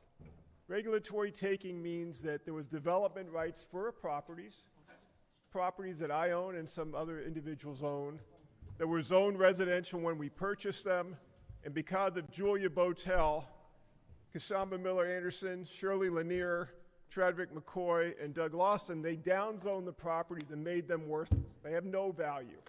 Similar to eminent domain, they inverse condemned them. They took away the development rights. You can't have a floating home there. You can't have a fence. You can't have electric. You can't have a wall. You can't get your mail delivered. You can't have a floating home. So they had economic viability when we bought them, and Botel, who's an obsessive control freak, went and hired a guy from Lewis Longman to walk without the council's permission, just pushed your little agenda and got some whining crybabies on Pine Point Road. And now this city very likely will be on the hook as other interveners come in who purchased the property before they were downzoned for a few $100 million. This is going to be a major story. Botel and her cronies, it'll be 15 or 20 people there, have saddled this city, the West Side residents, the industrial base. They're going to have to float a bond one day for hundreds of millions of dollars. There's nothing that's going to be done. They're going to lose this case. Why? Because they figure, well, they got there first and no one else should build in front of them. You know, all those condos built and all those houses built, but we don't want anybody else to build, even though we had the right to do so, even though it was zoned residential a long time before Botel showed up. Dan Taylor's mother sued the city on a taking case, and they said, oh, you can do some development. Next thing you know, Botel is screaming about his wall, screaming about his driveway. Lady March Goldwire, the chief building official, got fired because she gave us a fence permit. Any property in the United States can be fenced. Cemetery, a swamp, hospital, home, vacant lot, but not in Singer Island. The most ridiculous thing, you have destroyed the financial future of this city, Botel. You are just clueless. We have Justice Scalia, Antonin Scalia, one of the great justices in the Supreme Court history. He's our counsel of record. He's based in California. He is representing us. Ian Samuel, former Harvard professor, worked for Kagan at the Solicitor General's office before he worked for Antonin Scalia. You have no idea what you got to. If you think Bauman's going to save you, Botel and Lanier and Miller Anderson and McCoy and Lawson, you don't know what you've done. You put your future and the future city in this woman who's a vindictive, evil, nasty racist, what she did about it. Just keep laughing, Botel. Thank You're you not so gonna much, last sir. in this Thank city you once for your people comments, understand sir. what you've done. Thank you. Bonnie Larson, Lloyd Brown, Anna Vane.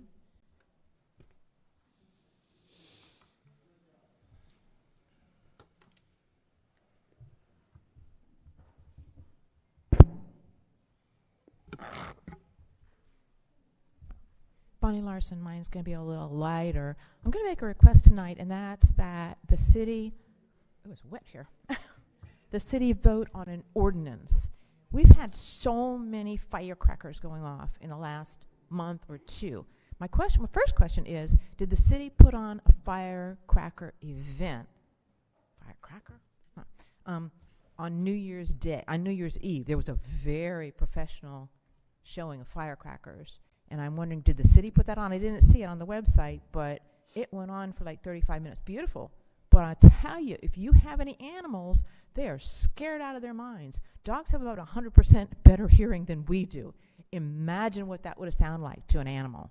So my request, I've heard someone stand here before and request that we ban somehow firecrackers unless on special events approved by the city and that we all know about, so that we can take care of this situation with our animals. It really is upsetting to them. Try having a 165-pound dog sit in your lap because of firecrackers. So I would like if you could write an ordinance prohibiting that, except in very specific instances. We had something recently, firecrackers. Even Mr. Evans didn't know about it. It was permitted, but he didn't even know about it. And Ms. Miller Anderson, you talked about it. I heard it. I was on the internet talking to somebody, and I wrote, it sounds like little bombs going off, because it didn't sound like regular firecrackers. I was afraid to go outside, and I don't know what that was, but that went on for half an hour too. So I'd like to see us do something about that. We cannot have any crosstalk in the audience because we can't hear the speaker.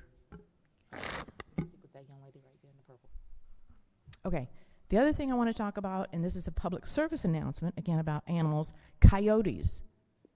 Coyotes are invading everywhere. I know people who fish in Jupiter, and they were talking about where are all these rats coming from, and someone said, well, we got rid of all the cats, so now the rats are there. No, that's not true. It's coyotes are coming in there early morning and evening. I've talked to people in Jupiter, North Palm Beach Gardens, and the north end of Singer Island. Coyotes are here. We're destroying their habitats, so they're out. So if you're walking a dog, especially a small dog, only walk one at a time and be ready to grab your animal at the sight of one of these things. A lady in North Palm Beach said she now takes her small dogs one at a time out for a walk. And she said she's got a flashlight in both hands because she saw a coyote come right over her fence. So you're not safe anymore from coyotes, so be very, very careful with your animals.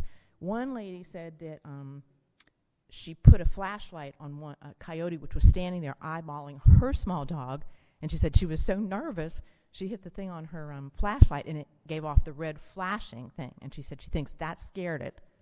Not a perfect fix, but that's what worked for her. But be very careful about your animals. Thank you so much. Thank you.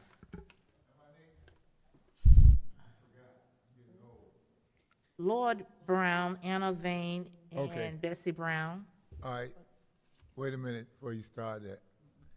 Well, go ahead. Hey, you know what? I've been here like 67 years. It'll be 68 in April. And you know, like, people be telling me go vote. You know, you get the best of the two worst. You know what I mean? So like, for 10 years, I mean, you get 3 years, right? When you run for these people, you get 3 years, right? So for 30 years, these people we've been doing that same thing. You know, it's like going fishing and you throw your pole out, but you ain't put shit on the end of your reel, you ain't gonna catch nothing. Like, you ain't getting no help with them. Then you go down there and you get in the place and you vote and you put that sticker on you, you a damn fool. You've been doing this, putting the evil in, the best evil person in for 30 years. And that's been the black people that live here. I grew up here. I can tell you. And like with Lozman over there at Singles Island, when I was growing up, the tides came in on Ocean Reef. That was a big hole there. That was a wetland right there. So like between what y'all talking about Lozman, why you starting it now? See, that don't make no sense because we used to park on that side where he has his place, and they done took that away. And then you go over to the bridge on the 4th of July, you put your stuff on the table, you got scuba diving gear on it. I mean, what are they doing? Eating they flippers and they stuff. You can't even take a turkey over there on Thanksgiving and do nothing. And they talking about you throwing a hook on them. And I mean, the council people, y'all had something to do with it, and Bernard Mack and them down there to the county, they had something to do with it. They could have said no. Black people been over there all the while. And the man talking about they throwing hooks at him. If I see somebody shooting in the water on the bridge, you think I'm going to swim up under it? That's stupid. Mr. Brown, you have to address the I'm dressing to them because, see, y'all ain't listening. So with me, it'd be addressing y'all, it's like talking to the wall. So I'm addressing them because when they agree with me, I know that I got somebody standing behind me. And honestly, you know, you go in these stores, they charge so much for stuff. Y'all ain't doing nothing about it. I told you about it. Make them have receipts. I done went in there and bought something on a Tuesday, go back on a Friday, it's a different price. And then you go there Thursday, and then these old stupid black guys, just keep the change. They don't even ask for a receipt. It should be mandatory. If we paying taxes, make them pay taxes. I used to wake up in the morning, and when the man was building the house, they had a permit sign out there. They didn't do it at night when the code enforcement, they got their eyes closed. They go mess with the people who got a garbage can in their yard, but somebody who got a rental, they don't even have a clothesline, a washing machine or nothing. The people going over here to wash their clothes, and y'all sit back talking about improve our lives. And then the city will improve on its own. Thank you, sir. Anna Vane, Bessie Brown, Cindy March.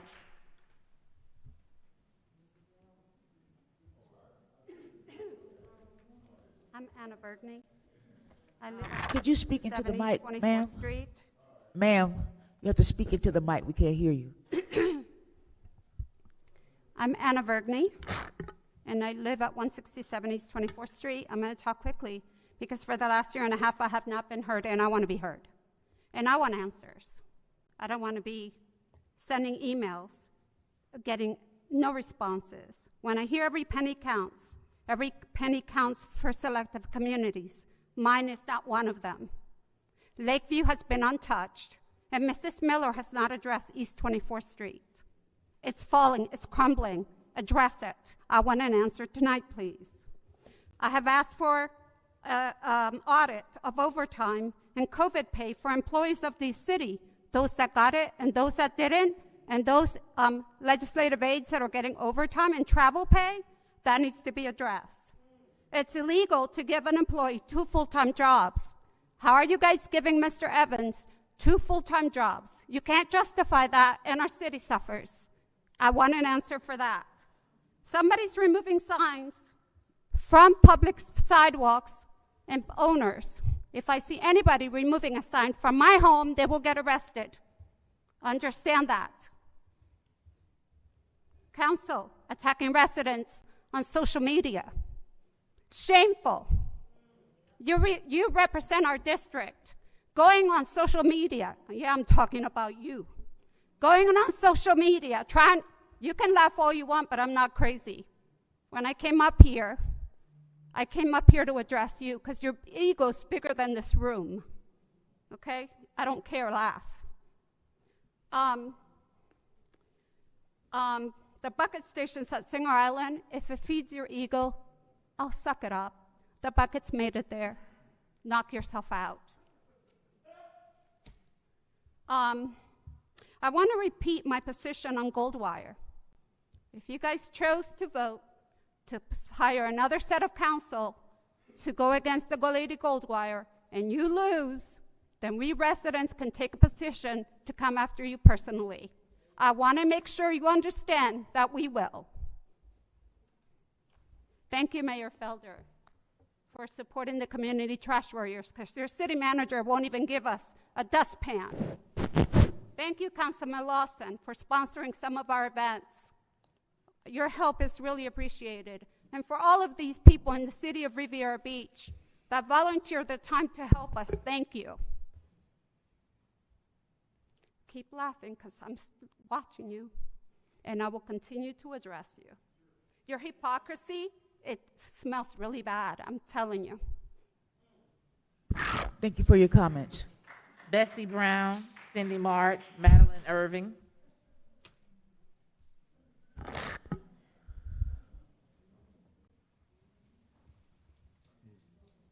Good evening. Bessie Brown. I asked about Wells last meeting. Mr. Evans said that he's going to keep Wells as a recreation center, and I think he says he's going to also implement a wellness center. But my main concern about Wells is that's our voting area. That's the main concern, and I'd like to know what's going to happen to Wells as far as voting. And the charrettes about the police department. The police department was in the first charrettes. Now you're changing the reimagine. Now you're reimagining it somewhere else. We need to be aware of what's going on, and we need to have the information about what kind of answers we're getting from Mr. Evans, because it was 60 people, less than 60 people, to actually do the reimagine. And then now here we go again. We had the police department going to be put on across the street somewhere. Now we're taking it off the premises where it is, where there will be no city hall and no library. So why in the world was you going to go lease somewhere else to put the police department? Now, I don't know what you all are doing up there thinking about. I don't know what kind of information you're getting, but I'm listening and I'm participating to find out what in the world is going on here.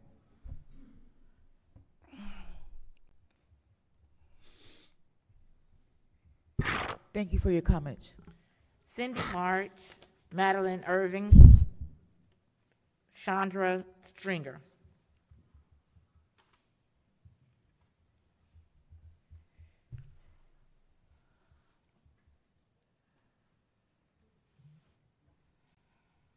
Good evening, Council.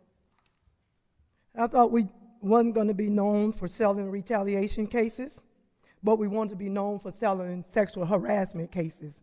I'm not aware, and I don't know anything about the sexual harassment for $300,000, but what I can say, we can admit now that this was a personal situation with Lady March, who actually brought millions into the city. But on the other hand, we choose to continue to let Voltaire persuade us to intervene with the federal court order. We had 7 meetings, 4 closed section, 3 open section. The last closed section you all had, I'm gonna tell you how corrupt you are. The last closed section you had, you appointed Kashama Miller for the mediator for this case that Voltaire has intertwined with. And Kashama went on social media and did a video with Reverend Masters, with Erica Davis, about Lady March. So let's come to the real reality, because you all are so corrupt. And we get out and we vote for you all. Voltaire, Singer Island City, they're going to get what they want on her district, okay? Because she giving the book bags over here on the west side of town. But I'm going to tell you something. You're corrupt, because I'm not even supposed to know that she's been appointed as the mediator for the last, not open section, closed section. You all better be careful what you're doing with Voltaire. She needs to be excused from this dais. She's going to cost this city millions and millions of dollars with Kashama and Lanier. Trust what I'm telling you. Kashama throw rocks and hide her hand. Lanier just disrespectful, period. Point blank, simple as that.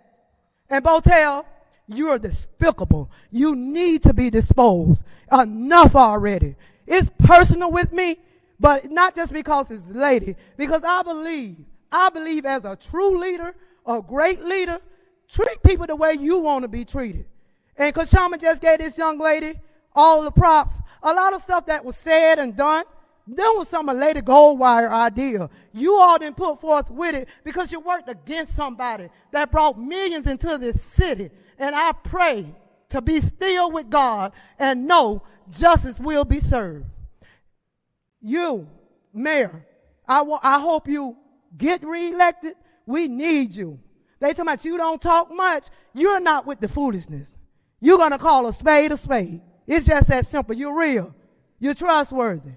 You help. You're a leader. You have amplified that. And so as Doug Lawson. I don't know much about Trojan, but what I can say about Mr. McCoy, he does his homework. He's a smart young man. Y'all three need to go. And on March 8th, Marvelous Washington, for District Number 3. Thank you so much for your comments, ma'am. Thank you for your comments. Madeline Irving, Chandra Stringer, Carlos Edwards.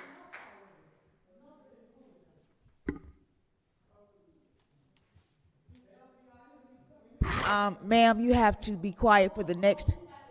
You have to be quiet for the next presenter. Wait a second, Miss Irving. Until Miss marches out the door. Good night, ma'am.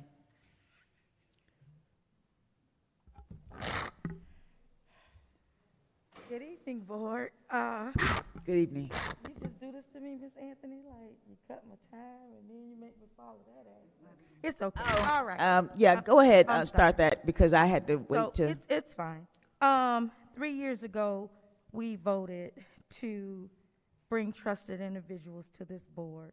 And my standing up here tonight in appallment of Mr. McCoy's behavior on the video where he's using derogatory language and pretty much saying that he doesn't need the $19,000 job.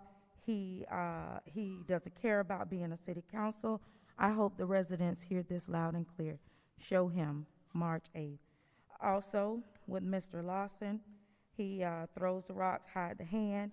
I sat here last week hearing how he attended the opening of the groundbreaking ceremony for the Found Care, but yet the prior week, he voted no to that. That's one of the ways that he's being divisive. He and Mr. McCoy has kept the ball into play with the financial builders for this marina who has been found that they do not have the funding that they need, but they're in proposal. They also have voted unanimously against the proposed charters that would have benefited the residents. Sir, you're going to have to be quiet because we have someone speaking. We're going to have to escort you out if not. Go ahead, ma'am. After there was several explanations of what these proposed charters, how they would benefit the residents. As I stand as a resident, I want to make sure I have people who have integrity, who have trust, and who doesn't mind speaking with the constituents. We need to be heard. Our tax dollars represent you and not for any interest other than tax dollars, or I'm sorry, taxpayers and the residents of this great city. Get out, vote March 8th. District 3, Shirley Lanier. District 1, Rod James. District 5, William Wiley. And Mayor Billy Brooks. Thank you. Thank you for your comments. Chandra Stringer, Carlos Edwards, Billy Brooks.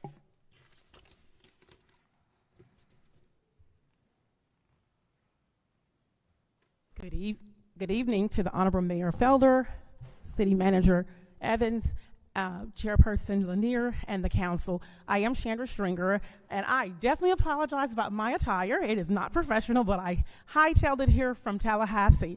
I had the awesome privilege of participating in the first inaugural Black Chamber Day in Tallahassee. Beyond amazing. And I'm not expecting an answer tonight, but I definitely would like a summary report or some feedback on when the leadership of the city went to Tallahassee, I think a few weeks ago.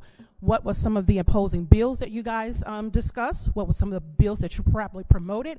And because session ends in a little over a month, is there anything that the city of Riviera Beach residents need to know that will definitely impact them? Thank you.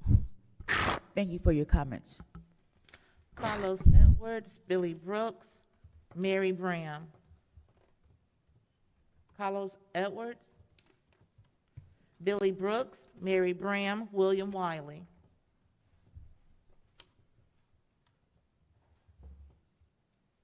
Good evening, everyone. Can you hear me?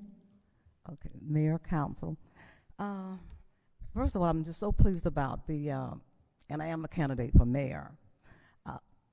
I'm so pleased to hear about the permitting, that we have advanced quite a lot in that. We get so many questions with that when we're in our interviews, and I'm pleased to say that we are now back to where we were, well, now almost, when I was on the council, and the city was known as, this is the place where we are known by the companies that we keep, and we were known because of our great permitting policies. So congratulations on that, and of course congratulations on the Founders Care that you've approved that. I live on 28th Street, the intersection of Avenue O, and we have been having a lot of gunfire activities going on in that area, and I'd like to know if there are cameras in that area. I have a new neighbor, a Caucasian guy, and he's been there about a year, and he's got burglarized, and so have I, and he's erecting a fence to protect his property. So we really need to have some police activity there, especially cameras. And last but not least, you know, I'm a candidate, and you know, at the end of this, March 8th, there are going to be winners and there are going to be losers. But I want each candidate to feel like, in spite of what happened, that you are a winner. I have found in elections that I have gained political allies who believed in what I believed in helping our city, and they were there to help us. An example, Cassandra, some time ago you had a meeting in the community, and we learned that children were not coming to school because they had dirty clothes. So I contacted an ally. We met with the superintendent, and she raised $2,200, and we put in washing machines and dryers in that school. Also, when I told her about the kids not learning, she got contact with the Carson Reading Room, and in 5 of our schools in this area, they now have beautiful reading rooms. So it's all about relationship building. So no matter what, see yourself as a winner, and if you're really for the city and not for yourself, but for Riviera Beach first, you will have someone to support you when it's all over. So thank you, and I wish good luck to all the candidates. Let's keep it neat and clean. Remember, we still have to live with each other when it's all over. Thank you for your comments. Mary Bram, William Wiley, Dolores Williams.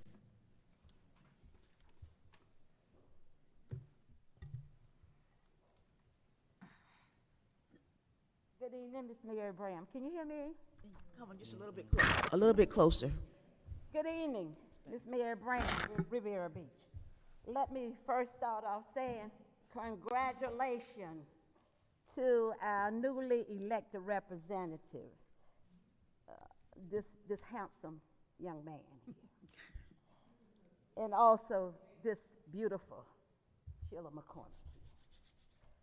I know that they will work with us to achieve what we are aiming for as well. Also, too, I couldn't help but to pick up this flyer here, this beautiful Miss Shirley Lanier. It is absolutely gorgeous. It is always said that everybody have a preference, but you know, I'm gonna say something that Stephen Harvey said. I'm tired of hearing about you cannot vote. You can vote. Those same obstacles that was there before, they're here now. So you lazy people, he said it. So I'm quoting what he said. You lazy people, you can get up and vote. We don't want to hear that you cannot vote. Congratulations to Mr. Dan Calloway, a life lived and a life served for 58 years. So see, Ms. Brown would not be remiss to tell you, because that's what we do. We come to serve. So Ms. Brown say thank you as well. And if I got those years wrong, I'm sure artists will correct me. Found care. See, Ms. Brown was down there for that celebration. And I hope to drink some champagne here as well. Ms. Brown, Hope to drink some champagne here as well, because it is much needed. When we talk about partnerships, see, Ms. Brown met some of those millionaires and billionaires. It is just what they say. Kids, you're gonna love it. Ms. Brown fell in love on the table because you're gonna get in the train when you get seen about in Cinderella and the Mermaid. Just everything that will incorporate our community here as well as far. And when we build from the back and start on up. Every sector of our city is always built. And the cafe over there, the best coffee, sandwiches, soups it is. And the price is just magnificent. We have made history here in this city here. That is a history making there. Our utility district would make history in this city. In this marvelous medical facility here. That's history there. The legacies that we incorporate is those legacies will go down in history. So when you move out of this seat here, you'll be able to get it. Thank you so much, Ms. Brown. William Wiley, Dolores Williams, J.B. Dixon.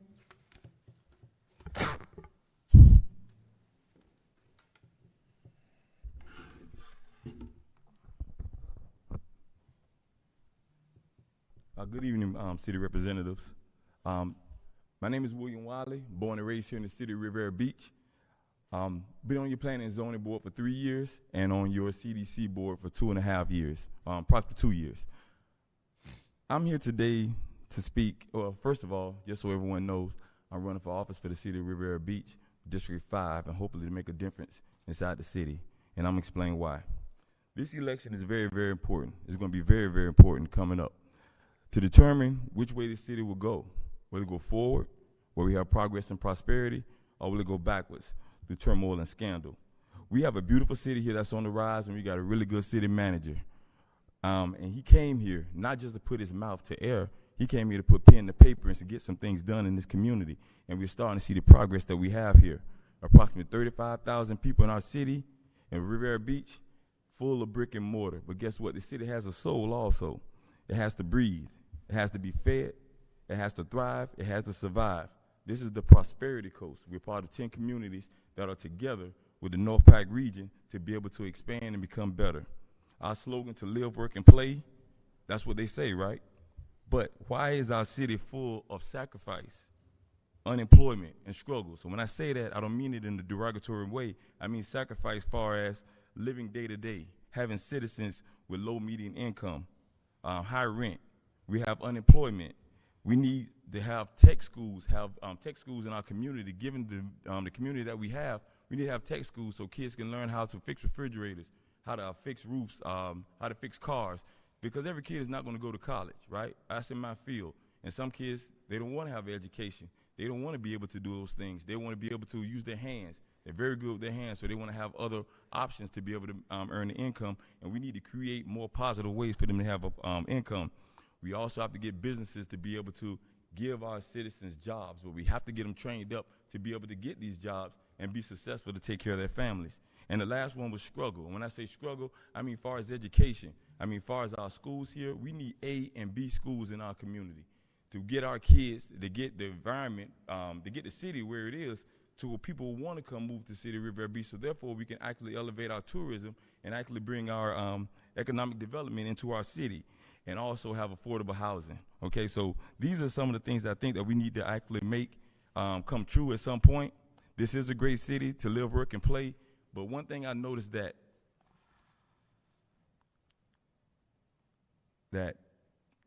people don't see it the way that we see it. We're here and we're internal. And we hear people say all the time that the city, you guys need to work on this, you guys need to work on that. We need to work on our business relationships. We need to work on economic development. We need to actually do some things in our city to help build. Thank you so much for your comments. Dolores Williams, J.B. Dixon, Bishop Thomas Masters.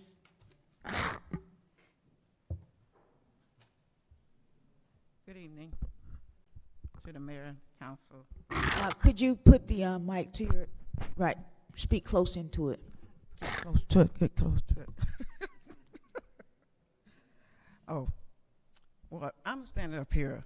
I want to say something, Ms. Botel. I hope you don't be offended, but I want to say this to you. When I first started coming over here, I had a great admonition for you. I still have that. It's a little lower. But they had a secret meeting here with Mr. Lopman and a judge about his fence. He won that case. And the information that came out, it was say you was the one that spread a whole lot of stuff. But I could talk to you afterwards. But it surprised me.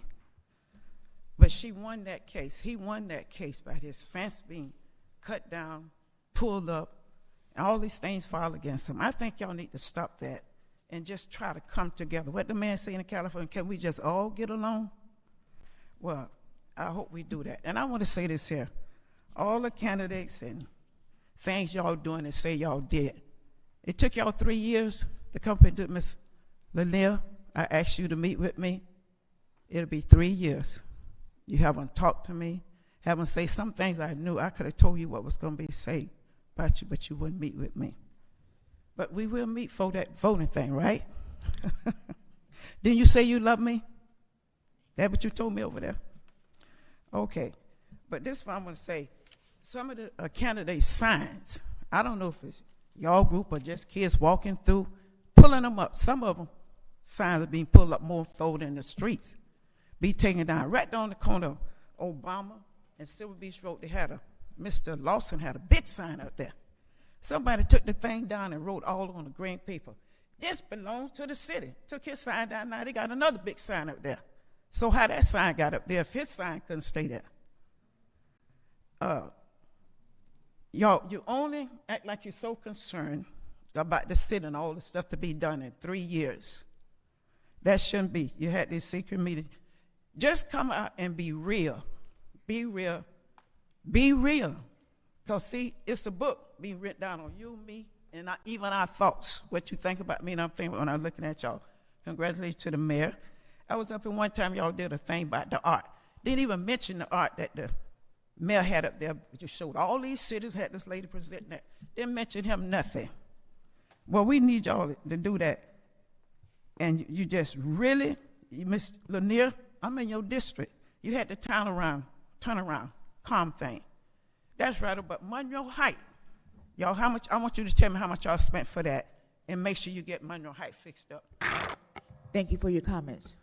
J.B. Dixon, District Commerce Masters, Doretta Polk.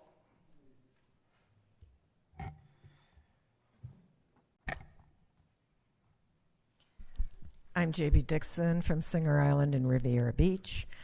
I often come up here to set the record straight after Mr. Lozman has spoken, or rather I should say screamed. And I wish to do that again, of course. But I didn't realize he was bringing a clapping crowd. I'm glad there's only 7 of them. Mr. Lozman has many times come up to this microphone and threatened the city and said that people were going to be arrested, people were going to do a purpura walk, even given dates. None of that has ever happened. Mr. Lozman bought a bunch of land submerged for $24,000. He wants millions for it. The city isn't going to give it to him. He knew when he bought it that it was a protected district. So that's all I'll say about that. Another person who came up keeps talking, several of them, of Mr. Lozman's friend, talks about what an evil person Julie Botel is and how she's all just for the island and everything's going to be for the island. Well, you ought to really take a look at her last 2 elections and see how many West Siders voted for her. Now, why did they do that? It's because they call her. They call her, and it doesn't matter that they're not in her district. She promised when she ran that she would represent all of Riviera Beach, and she has done that. Every time there's been a pothole, every time there's been a traffic problem, she takes those calls, she acts on them. There are a great many people jealous of her. I can see why. I think she's probably the most beloved person here. Now, there are 3 people on the dais who say, oh my God, there's this horrible majority of women, and so we have to take over so we can be a majority of men. I really don't see how that makes any difference to the city. Also, a person who regularly attacks her on social media, but it doesn't matter because nobody pays attention. If you look at the number of people reading her stuff, seems to forget and not want to say that when trash warriors were first formed, it was Julie Botel who went over to her street, and you have call logs that show how many times she tried to help that person. And, excuse me, and when it came to the trash warriors, trying to get her buckets and grabbers, which she did, put her in touch with all of the people who could help her. So that's that. Take it with a grain of salt.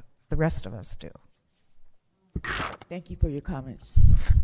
Bishop Thomas Masters, Doretta Paul. Good evening to all of you. To the Honorable Mayor, first, as I'm going down the line, I want to commend and compliment the Mayor for all that he is doing in our community as it relates to the COVID. I can tell you, and the testing that he's been involved in, taking the lead along with others. I can tell you I'm doing 2 to 3 funerals a Saturday, most times COVID related. 98% of those funerals are people who have not been vaccinated. So Mayor, keep pushing for the vaccinations, keep pushing for the booster. I support Mayor Felder for many reasons. He's a good man, number one. He's God's man. Well, he's God's man, 1. 2, he's a good man. 3, I like what he's doing for our seniors, particularly the roofs. I like what he's doing for the young people. I like what he's doing for the jobs initiative. Keep doing it. I believe you will be the one that will help continue some of the things that I was blessed to do when I served the city as mayor. I'm with you 100%. Sister Kashama Miller Anderson, I don't need to tell you, I'm with you, although you're not running yet, but I'm with you 100%. The people were with you. You had no opponents. That speaks for itself. You've done you've done a great job. Keep doing it. Sister Shirley Lanier, I've known you probably longer than anyone up here. I like what you're doing. Speak softly, carry a big stick. I have watched you. I know your wisdom. I know how smart you are. I know how you write. I'm with you 100%. Dr. Patel, my friend, and I can say that. I like what you've done on the mainland. I don't know a lot about the island, but we served together. Stony Brook will never be the same. Even when I opposed it, you favored it, rightfully so, until I made the trips to make sure that Millennium was going to do what they said they were going to do. And then I did not veto it. And now look what we have. Doug Lawson, keep doing what you're doing. Economic development, I'm with you 100%. What you're doing with your advocacy, with the seniors, with the young people, with the veterans, with the unemployed. I mean, the list goes on and on and on.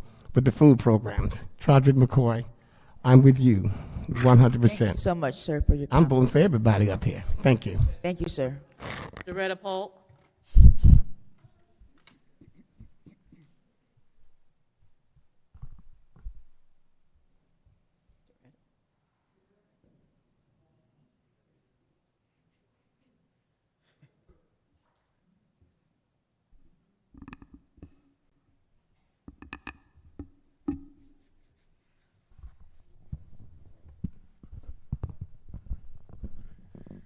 Good evening. My name is Doretta Park. Concerning found care, I think I'm glad that you all brought it back and had a different discussion concerning it, because our community needs this, absolutely needs this. And this would be, like Mr. Evans said, a benefit for our employees who do not have a primary physician. So this is a wonderful thing, and the most wonderful thing concerning this, one of them, is they have their own finances and doesn't have to come to the board for a handout. And I think that was very good that you all brought this back and unanimously voted for this. And concerning the Riviera Beach Cafe, it is so amazing and outstanding that Mr. Evans and Mrs. Grimsley worked to bring this to fruition for our youth. When the opening, and even I have gone a couple of times to support, these youngsters are so professional. The sanitary concepts they have, and I was watching. They changed their gloves each time, and each time, even dealing with money, changing hands, gloves were changed. I think this is fantastic. I think it's fantastic just to go there and enjoy, because I enjoy there. The biscuit, egg, and bacon is better than McDonald's. And I love McDonald's biscuit, egg, and bacon. It was so tasty. I don't like the hot coffee. I like the prepare, cold coffee. But it's really nice just to sit down and enjoy and sit down and eat, read a book, read a magazine, and just relax. It's a very, the atmosphere is very warm and very pleasant.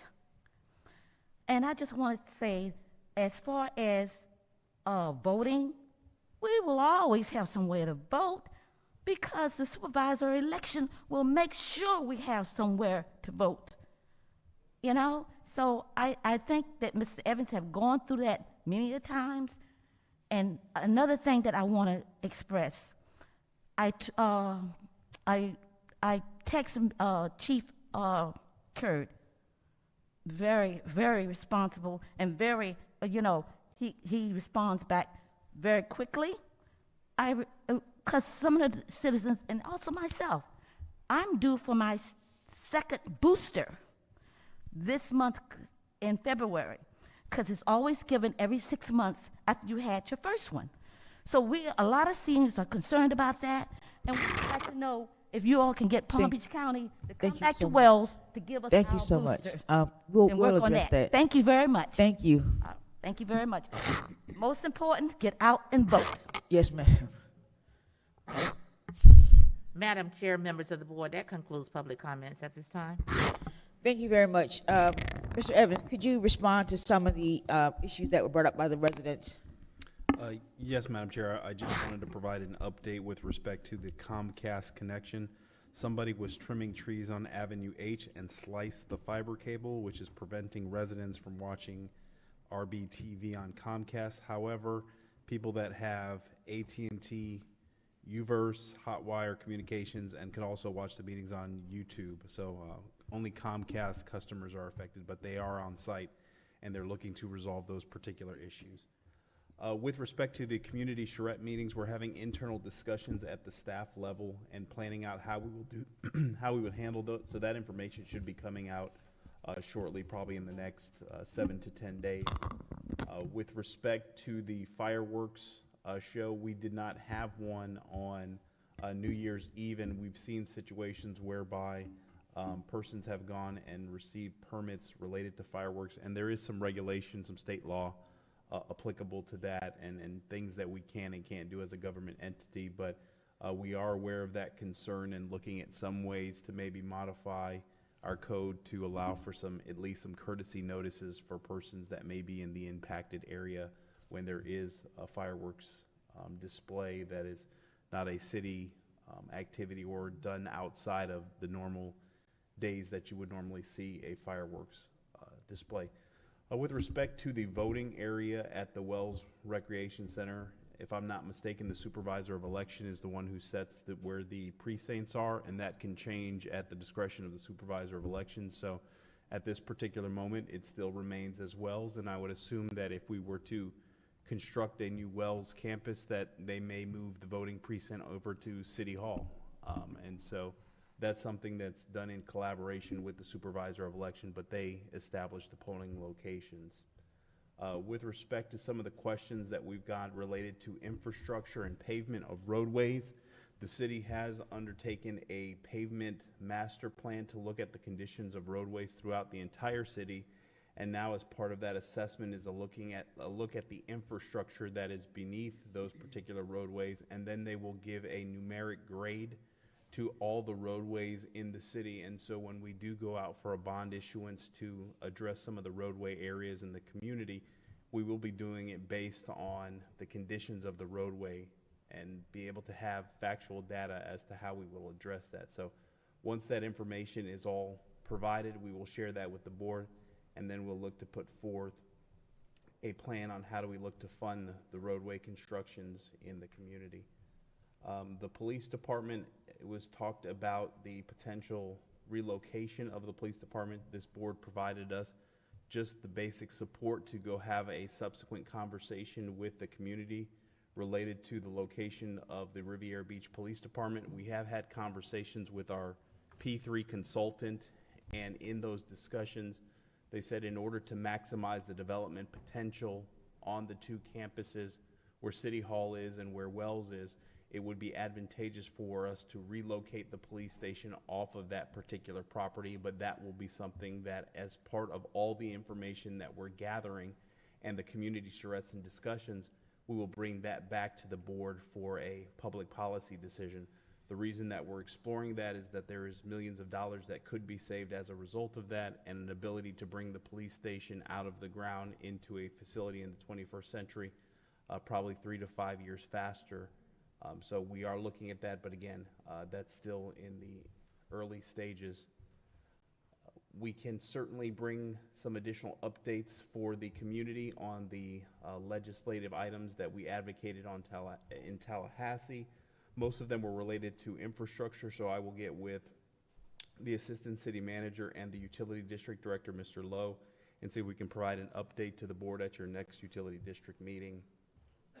With respect to the camera question on 28th Avenue and Avenue O, I'm not at liberty, nor is it proper for us to communicate the locations of our camera, because there is a public safety concern with respect to, and it eliminates our ability to police our community. So the locations of cameras, we do not communicate that, but we can definitely look at some other policing efforts and activities to try to deter some of the challenges that we have. And the chief is preparing for a presentation for the board to share some of the things that we have to address some of the violent activities that we've seen in our community over the last couple of months, especially with the uptick.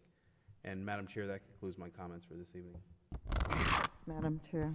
Yes, go ahead. I just wanted to make a comment. I typically respond to any comments that are made during public comments. But I did want to just make sure that the community is aware that there is no video that I have made with Erica Davis or Mayor Masters. So please don't share lies like that. Thank you. Thank you. Let's go to our next item. Where is Mr. Sermons? Madam Chair, members of the board, the next item is 5B, presentation of Development Services Department updates. And we do not have any, verbal presentations only. Status update on the food truck pilot project. We do not have any. We have public comment cards on 5C. Thank you very much, Madam Chair.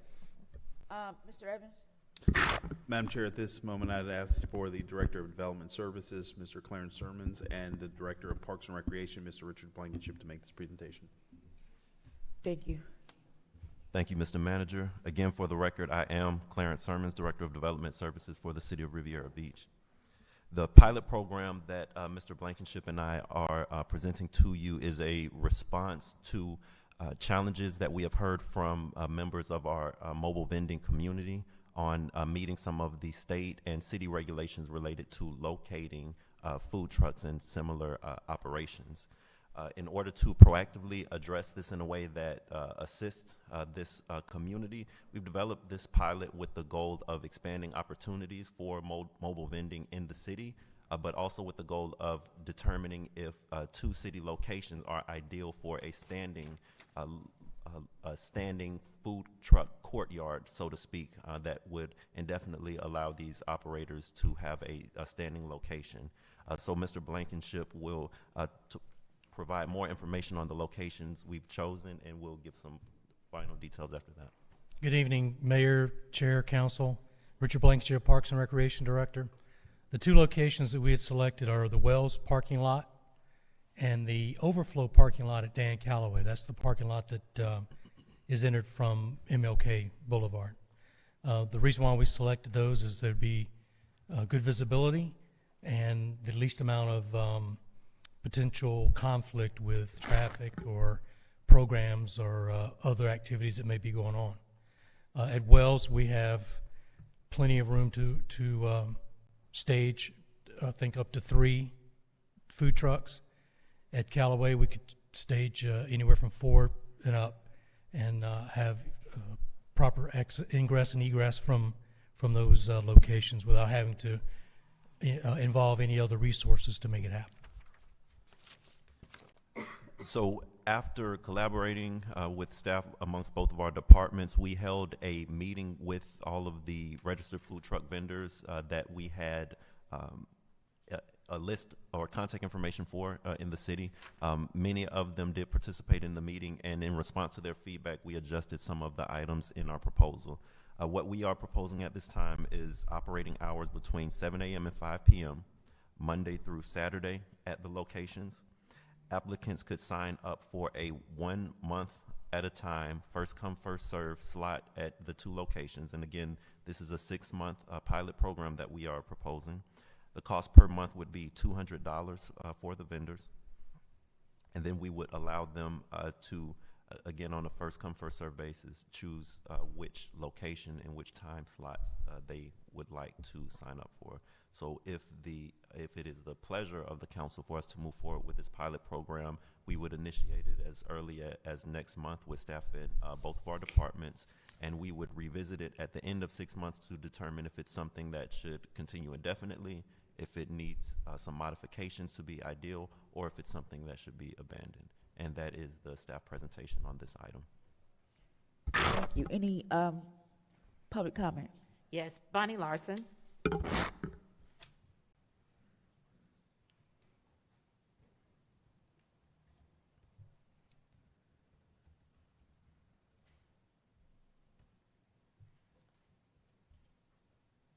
Bonnie Larson, I put in my card before knowing where this location was. I'd hoped it was not at the marina, which it is not, so that's good. From what I heard, oops, I left my notes back there.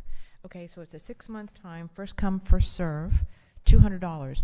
Now, how will these people get electric there? And are they going to be leaving their food trucks there for the whole month, every day? It sounds like it, Monday through Saturday. Oh, my notes on my desk there. So what is that?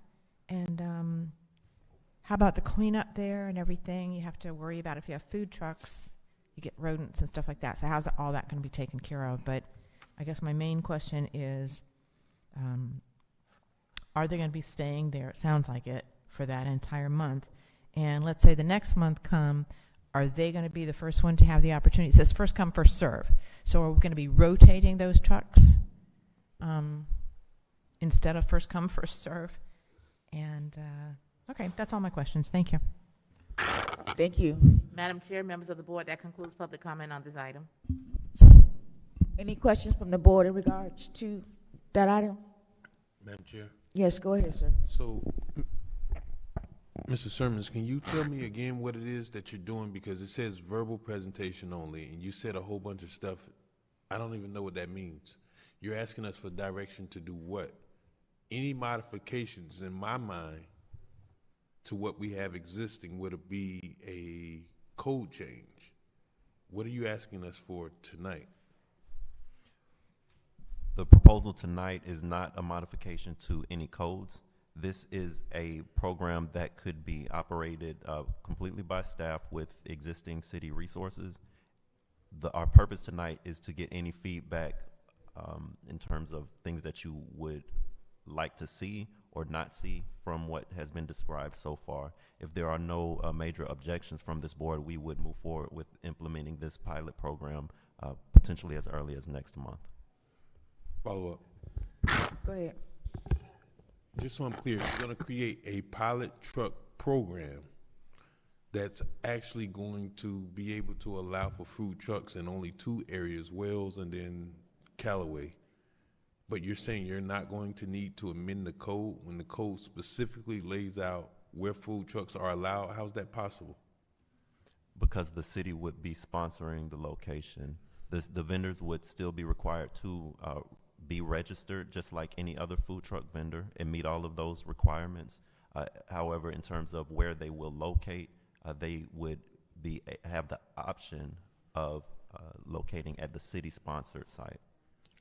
Let me ask again. So I do recall from the code that food trucks are only permitted at locations where there's an existing BTR. You're saying to me because the city's doing it, we don't have to follow our own ordinances? Well, the city is the operator of the location, and we are legally operating those 2 sites that were mentioned. Okay, well, I live with you on that, but my question is going to be now, how do we now regulate or tell somebody who doesn't get to fit into that 6-month period or the limited slots that we have that they can't go across town and open up, and they make the argument that the city's not operating a business at Wells Recreation, nor are they operating a business at Dan Callaway. So, I mean, you're creating a double standard, and I would venture to say I don't believe what you're saying is possible without amending the code, because you can't apply rules to the public and say that the city doesn't have to abide by them. That doesn't make sense to me, Mr. Sermons. And I would ask if legal has even weighed in on this, because this contradicts everything in the code, and I don't want to create a double standard. And that's exactly what it sounds like is happening. Thank you for your comments. Do you have a response to that? I asked for legal. Legal? She's not here. Oh, there she is. Thank you, Chair. I think tonight was more exploratory, so we're not prepared to offer you a legal opinion, but we can give you a legal memorandum outlining what the city can and cannot do. But maybe we'd like to get some ideas from the City Council of what you would anticipate, even if it entailed at some point amending the code. Okay, thank you. Thank you, Council President. There were questions by a resident in regards to overnight and rotating. How does that work? So as far as the trucks being there overnight, absolutely not. It would not be a storage site for food trucks. The same rules apply in terms of mobile vendors needing to have a approved non-residential location to keep their trucks in the evening time, and that would not be city property. And the truck operators would be responsible for cleanup of the site. Staff, again, would be monitoring the sign-up as well as the performance of the vendors to ensure that they are not creating a nuisance or leaving trash on the city property. So we are prepared to address those items raised by the resident. And the other one was, so if you have 8 food trucks and then you have 3 spots, do those other 5 get a chance to come back the next month? Or how do you do that? I understand that question, and we are gauging demand for it. If there if there's not a wait list, then we'll allow them to sign up at the next available opportunity. But if there's a wait list to get involved, we would do our best to accommodate everyone. So at the end of the 6 months, we can take back all of their feedback to determine whether, again, it's a program that's strong, that helps the city as well as the vendors, or if it needs some modifications. Thank you. I support this moving forward. I think this is the perfect opportunity for people with food trucks, for people who want food trucks, and also for the community to be able to come someplace and not have to go to a fast food restaurant to be able to receive food. So I support this moving forward. It's up to the rest of my colleagues to be able to say that as well. Madam Chair? Yes, go ahead. I'm open to it, but let me repeat again. I don't think you heard me say this before. You're creating a double standard, because if you're saying no overnights, I specifically served on the P&Z board, and I was outraged that we just allow this food truck to sit here in this lot. And the original intention was that, in fact, the code, they're violating the code now, that this food truck hasn't left here, and this food truck has been parked here for 3 years. And the idea was that no food truck can stay in a permanent location. So quite frankly, if someone makes the argument that you're allowing food trucks over on the CRA uplands to stay, which is against the code, but you're telling me we have to vacate by 5 o'clock if we're at Callaway or at Callaway or at Wells, you know, whatever happens, I just want it to be consistent, because you make it very difficult for me as an elected official when this guy comes and asks, why can't I open up a food truck if I own this property on the corner of MLK and President Barack Obama Highway? If I own the property, you're saying that I can't operate a food truck, but you let the guy on the east side of town stay there indefinitely? And I have to sit here and say, I don't have an answer for you, because if you're following the same code that I'm looking at, you're absolutely right. That shouldn't be the case. So whatever happens, it needs to be fair and consistent across the board, and no hodgepodge because the city's doing it, then we can circumvent the rules. The rules should apply equally to everybody. Thank you for your comments. Any other comments by the board? Madam Chair. Yes, go ahead, sir. Thank you, Mr. Sermons. The operating hours, you said is 9 to 5 is what we're looking at? 7 a.m. to 5 p.m. 7 to 5. And where are they going to park the food trucks after when they relocate from this parcel?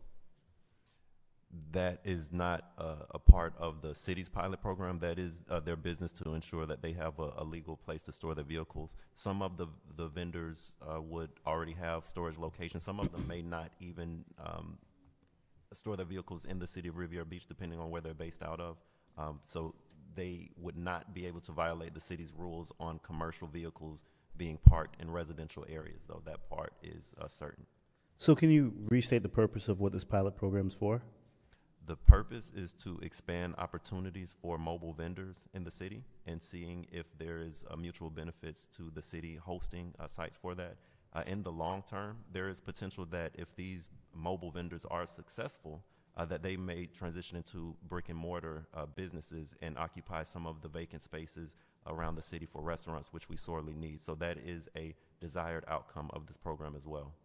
And then what restrictions do these what restrictions do we have in place in regards to parking of food trucks at residential or commercial sites? Where can they actually park them? Can they park them at their house? Can they park them in someone's parking lot? What restrictions do they have? They cannot be in residential areas. So they cannot park their food trucks in front of their homes. There are manufacturing, industrially zoned areas where they could have commercial vehicles. They could have rent space at storage lots, things of that nature. But our code enforcement does its best to ensure that if there are any commercial vehicles observed parking illegally in residential areas, that they are cited. Okay, so I guess we're going to have to kind of dig a little deeper with this pilot program, because I'm interested in supporting it, because I actually know individuals that have come to me directly and asked for support in regards to either registering their food truck or finding parking or finding a location that they could position themselves. But the issue I'm running into is part of the code in regards to parking overnight. If somebody wants to have a food truck and doesn't have a brick and mortar or have anywhere to park it, just being positioned from 9 to 5 from 7 to 5 doesn't give them the opportunity of where they can actually park overnight or where they're going to position their food truck if our code doesn't allow for it. So trying to provide that support to someone that doesn't have a brick and mortar and to kind of create like a food truck hub or an invasion, I think we need to really look at what's the opportunity for the owner of that food truck and what we can really help them to have our residents obtaining these food trucks to support the businesses and support the residents of the community with giving them somewhere to eat, but then also providing them somewhere to park their food truck at night as well if we're not going to allow for them to park it at their house. A lot of them don't have a location that they can actually park these food trucks. So that's part of also the pilot program we have to take a look at if we're going to go into this direction and really addressing the code and the concerns. So I'd be supportive of a pilot program for food trucks, but really looking at every opportunity that's going to come against the resident and also the owner of these business. So it's going to just take a little bit more work, but I can support it, though. Thank you. Thank you, Madam Chair. Yes, thank you. Any other questions in regards to this item? The consensus is to move forward. thank you very much for your presentation. Next item. Well, I don't know that that was the consensus. I'm hoping that we resolve whether or not this is legally sound to do this. The attorney said that she would provide a legal opinion. But let's be clear. The attorney hasn't even said whether or not that this is possible, because on its face, this violates the current code. Madam Chair, if I may. Yes, go ahead, sir. What we will do before we, commence the program, we'll bring it back maybe as just a discussion item, an update, and that will give legal enough time to do the appropriate research. So before we move forward, we'll make sure that it is compliant and legal has had an opportunity to review and provide some additional comments related to the council's concerns. Thank you. Thank you for your presentation. Next item. Ordinance number 4176, an ordinance of the City Council of the City of Riviera Beach, Palm Beach County, Florida, amending Chapter 5 entitled Certifications of Election, parent A, and Section 5-11, parent B of the City's Code of Ordinances, authorizing remuneration of said chapter if necessary, providing for severability, providing for codification, providing for repeal of laws and conflict, and providing for an effective date. Madam Chair, members of the board, there are no public comment cards on this item. The acceptance of public comment cards on this item is now closed. Motion? Motion to approve. Hold on, Madam Chair, let me check my public comment cards again. I'm sorry? The audience is saying there is public comment on the, someone did submit a public comment? Oh. Madam Chair? Yes. We have public comment on the item. Thank you.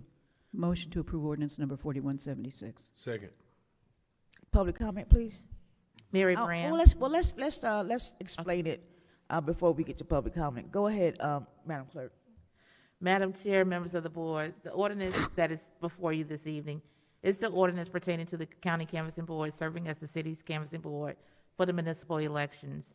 If the council adopts this ordinance tonight, this will allow you to participate in any election activity you so desire. Are there any questions? Any questions from the board? This is the second reading, so therefore this has been to the board before. Public comment, please. Mary Brand.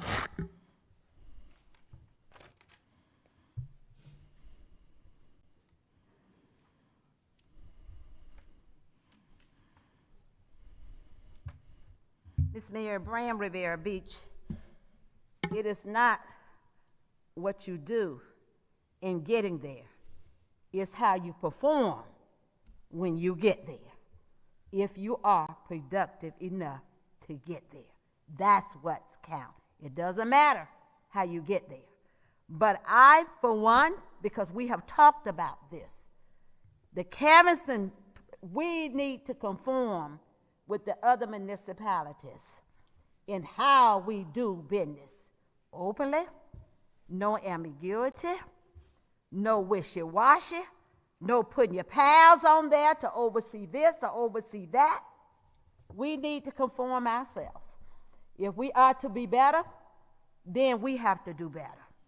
Because we know that with these elections, and I'm not saying with the clerk, but we do have parlays. Ms. Bram know that for a fact. So I'm not going to say that we do not, because we do. But if you want to be fair and want anyone else to be fair, then I would want you to be fair, just like I would want them to be fair. Because I would not want someone to come back and tell Ms. Bram that Lawson got 2 more votes than you got. See, we know that all this kind of stuff goes on. So we want to be clean. We need to conform ourselves. And it is time for we as a city, if we are going to better our face and continuously to make history in this city, then we need to conform ourselves, just like the other municipalities does. The canvassing board does their canvassing as well. And we need to stay out of it as best as we can, so it will not be a finger pointed here, here, here, here, and there, there, there. So thank you. Thank you for your comments. Are there any questions from the board in regards to this item? Madam Clerk? Councilperson Botel? Yes. Councilperson Lawson? Yes. Councilperson McCoy? Yes. Pro Tem Miller Anderson? Yes. Chair Lanier? Yes. Motion approved. Thank you. Next item. Ordinance number 4191, an ordinance of the City Council of the City of Riviera Beach, Palm Beach County, Florida, amending Chapter 23, Coastal Construction, Article 3, Wetlands Preservation of the City's Code of Ordinances, updating Appendix 1, Wetland Preservation Areas of Riviera Beach, and Appendix 2, Wetland Vegetation, providing for applicability, repeal of laws and conflict, severability, and codification, and providing for an effective date. Madam Chair, members of the board, we do have public comment on this item. The acceptance of public comment on this item is now closed. Motion to approve ordinance number 4191. Second. Second. Mr. Evans? Madam Chair and members of the board, if I can have the Director of Development Services, Mr. Clarence Sermon, makes this presentation. Thank you, Mr. Manager. Again, for the record, I am Clarence Sermons, Director of Development Services for the City of Riviera Beach. The item before you is headed on the screen and has already been read into the record. What we are proposing here today is to do a housekeeping ordinance to ensure all of the aspects of our wetlands preservation ordinance are consistent with one another. The ordinance as it stands provides that the lands adjacent to the Atlantic Ocean and Lake Worth should be conserved by prohibiting any activity that would destroy or significantly disrupt the biological capacity of those areas. The ordinance provides the general location of the wetlands preservation areas in Appendix 1, and it places the burden of determining the specific boundaries upon the applicant at whatever time they apply for development in or around those wetlands areas. It is not the intent of the ordinance to set the specific dimensions of each designated wetlands preservation area. They are only generally located. Currently, Appendix 1 identifies the protection areas near the Atlantic Ocean, but not those areas adjacent to Lake Worth. However, the text of the code does refer to Lake Worth Lagoon, and it should be updated on the official map in Appendix 1 to be consistent. Staff has initiated this text amendment to update the map and make sure it accurately corresponds to the text of the ordinance. Currently, this is Appendix 1. It is an outdated and it is an outdated exhibit, and it needs to be updated to reflect all of the areas. This is the proposed Exhibit 1, and the green highlights all of the areas that would be subject to the ordinance. However, it is important to note that staff already enforces this ordinance as depicted on the map. We would just be making this exhibit consistent with the text. The other change to this ordinance that is achieved through the approval of this item is Appendix 2. Appendix 2 is the wetland vegetation list that is used to determine if an area qualifies as a wetland and is subject to this ordinance. The existing exhibit is derived from the former Florida Department of Environmental Regulation, and it needs to be updated with the current department that regulates those activities, which is the Florida Department of Environmental Protection. The proposed Appendix 2 has the vegetation list that is currently utilized by the DEP for wetlands delineation. Since this item has been publicized, there have been 35 comments from the community in support of this ordinance update and 3 in opposition. To clarify what this ordinance is not, it is not a zone change. It does not affect the zoning or land use of any properties in the area or depicted on the proposed appendix. It is not connected to any development proposals. It does not change the enforcement related to this ordinance. Again, updating this Appendix 1 does not change how staff processes any applications for development in the area. It only makes the exhibit consistent with what is already taking place. And finally, it does not change any of the substantive text of the existing ordinance. It only updates the exhibits. Staff recommends that City Council approve this ordinance for the following reasons. One, it is consistent with the comprehensive plan, goal 1, objective 1.1, as well as policy 1.4.1. It is consistent with the intent of the ordinance, which is stated in the backup materials. Number 3, the last time this board took action on land use regulations in this area was the updating of the zoning code, in which the majority of the area proposed for this in Appendix 1 was designated as special preservation. During the public hearings for the special preservation zoning of this area, there were over 200 public comments that were submitted that are overwhelmingly in support of protecting the lands along the Lake Worth Lagoon for their environmental value. And then finally, during that same time, the city commissioned a third-party environmental consulting firm to evaluate any environmental resources in the area, and they determined that there are various environmental resources that are worthy to be protected in that area of the Lake Worth Lagoon. And for those reasons, staff recommends approval of this ordinance. Thank you, Mr. Sermons. Public comment, please. Madam Chair, members of the board, let the record reflect that an email was received today from Carrie L. Barsh regarding this item that will be made a part of the minutes. Fane Lozman, Lloyd Brown, Rod James.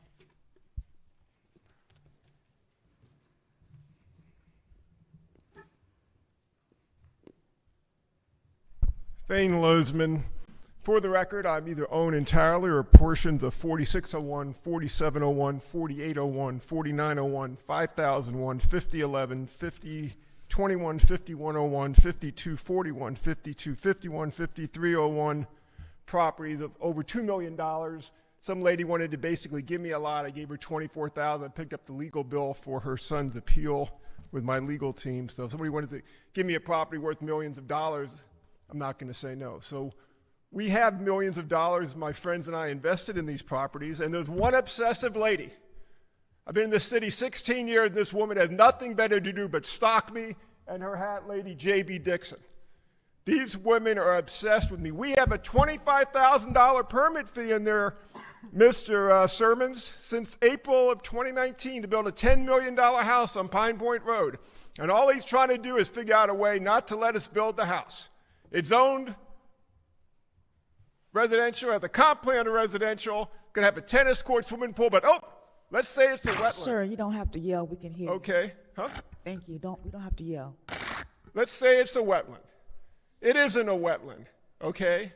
The wetlands are like the Everglades, marshes, swamps, bogs. When they did the study in 1981, the wetlands are those areas where the condos are, where they just filled in the Coulter condominium. Remember, you went there with me, Miss Miller Anderson? That's a wetland. We have beaches there. Yeah, you have a few mangrove trees, but that doesn't magically turn it into wetland. She went and did this. She is putting the city at risk because she doesn't want anything developed there because she wants to kiss Matt Lynch's rear end all day. The guy who went and cut down the mangroves and cut our fence poles down and takes little kids all over our property. Well, you don't understand, Sermons, that it's not for you to go back and reinvent history, okay? The wetlands are where they were in 1981. They didn't magically grow new wetlands where there's a beach. You have a beach over by Bicentennial Park. Is that a wetland? I don't think so. You went and put hundreds of new docks in the marina. Are those wetlands where you built them? Give me a break. It was right in 1981. You're taking away our constitutional and at the state and federal level to develop these properties. Do you have any idea what's going on? Have you bothered to look at somebody and see what you're doing? You're following a hat lady, you're following Botel, and she's leading the city into hell. What you're doing is going to ruin this city financially. 35,000 people are going to be on the hook for hundreds of millions of dollars when Botel is dead and gone for the next 50 years to be paying that bill. You should say no. In 1981, they got it right. We're not changing the wetlands because that's what Botel and Sermons wants to be done. Thank you so much, sir, for your comments. Lloyd Brown, Rod James, Mary Bram.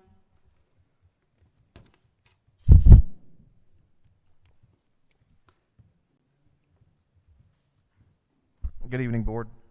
I'm here this evening to speak in favor of this ordinance that will provide an updated map of the city's official wetlands preservation area. This ordinance provides the precious wetlands on Singer Island be preserved by prohibiting activity that would disrupt the natural environment in those areas.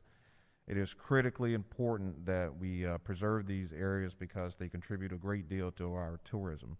And as you all know, that tourism is an important economic development here in the city, and we cannot allow rampant development to destroy these things that people travel all over the world to see.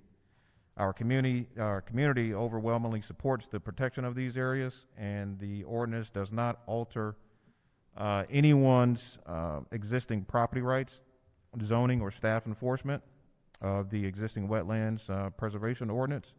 And I urge the City Council to vote yes on this ordinance. And I just want to make it very clear that, again, my name is Rod James, and I am a candidate for the Riviera Beach City Council District 1 seat. Thank you very much. Thank you for your comments, sir. After Ms. Bram, Anna Verne, Dolores Williams, J.B. Dixon.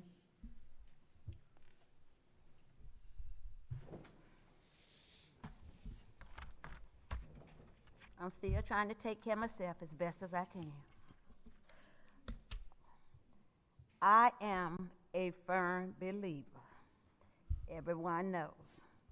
What is on the earth for Ms. Brown has a reason there. When we talk about the Holocaust and slavery, those are real.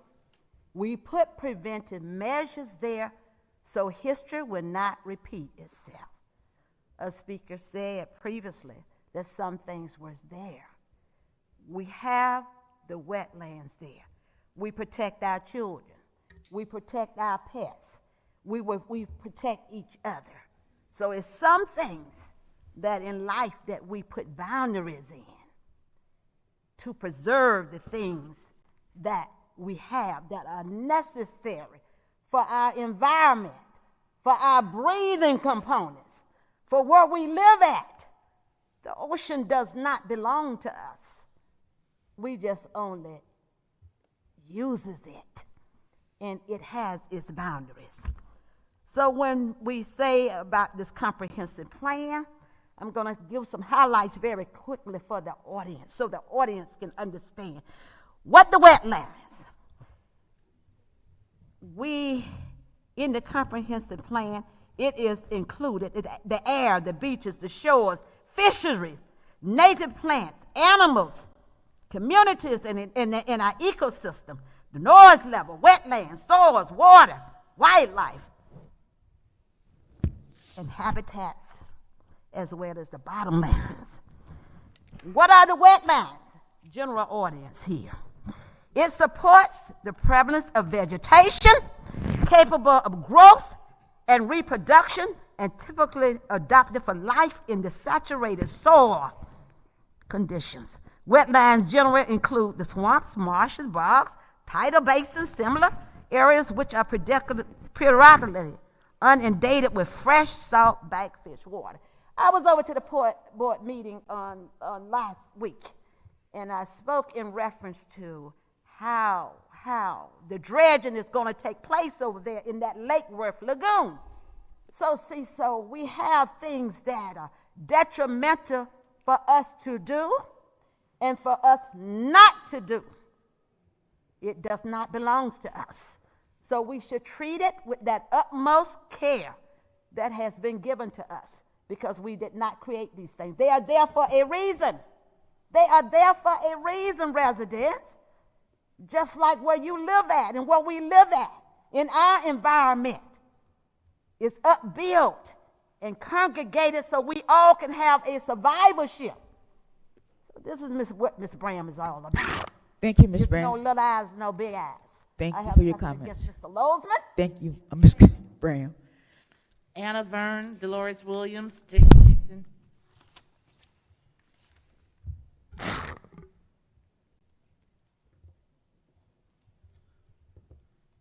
Hi, I'm Anna Vergney on 67 East 24th Street. We talk about wetlands, right?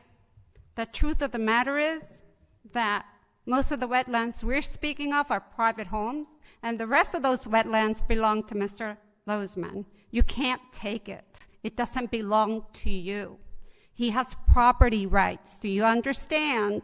That means that if another lawsuit comes, I'm going to tell you the same thing I told you about Miss Goldwire. If you lose that case, then we as residents of the city can come back and say, well, you guys made the decision to take his property that doesn't belong to you and totally dismiss his property rights. Now, I am just curious. Are the only important wetlands in Singer Island, because I swear I live on East 24th Street, and there's trash coming out of those storm drains, and we're Ma'am, we can hear you. You don't have to. and we're talking about food trucks, and staff, and the wetlands are so important, but yet I can't get city staff to clean storm drains on East 24th Street. How do you justify that? I don't get it. The hypocrisy is just mind-boggling to me. How do you justify that? You do not have staff to pick up trash and clear storm drains, but you want to have food trucks. The Singer Island wetlands are important, but East 24th Street isn't. How do you justify the behavior and the hypocrisy in front of the public? How? Somebody explain it to me, because this is mind-boggling, and I keep looking at it. And trust me, I'm an activist for the wetlands and for wildlife. And I go out there with my dog, and I pick up trash every day. But the hypocrisy of this board is just absolutely outrageous at this point.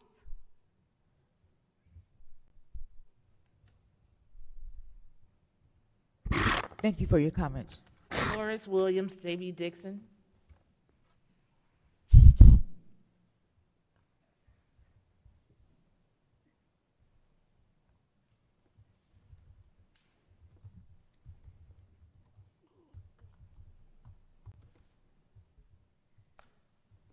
I'm going to speak on something that was said up here. Ms. Botel, I want to let you know I respect you. It was said that the 7 people here that always come up and defame you. I'm not one of the 7. Neither am I sorted. You remember that was for your campaign? She described all those black people as with the sorted that helped Mr. Glenn. That was your campaign manager. I'm not that. I'm for here to respect anybody to do anything. And I'm asking the city to vote for Mr. Lawson, Mr. Charger, and Marvelous, and the mayor. So I want to let y'all know, every time you come up 3 years, y'all come with all these marvelous things y'all going to do for the city. Marvelous, not nothing in the first year, not nothing in the second year, but this 3rd year, you just pounding everything up here. Yeah, and Mr. Lopman. Ma'am, you have to speak to the issue that's on the table. We're talking about wetlands. You have to speak to that subject. Now, I'm getting right there to Mr. Lopman over the way, his property, about the wetland and all that. All right. I think y'all should. If that's his property, why so much evilness and defensive things you do to one another trying to win your support? Please, if that's on his property, stop trying to take it. Just come on, let's do make for peace for the city. You get certain people to come and vote for you, to tell them to get on these boards for 2 and 3 years, then you can come and run, because we want to get them out. 3 years ago, that's the same thing they did to get mayor, council, and council. They did that. What's his name, one of them running? They was up here every time the meeting, they're just dogging them out. They don't do nothing. So what have you been doing? You just make a big run right now, a big show. We're talking about the wetlands. Wetland evilness in this city. Stop that being like the other boy, Mr. Lanier. I expect you too now. And you say they're hollering. Those people not hollering.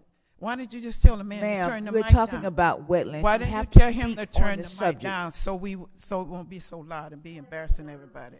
You know. So you shouldn't say they. A public comment regarding wetlands, ma'am. Well, y'all gonna give me some more time. Please sit down, sir. I'm not speaking with you. Please sit down.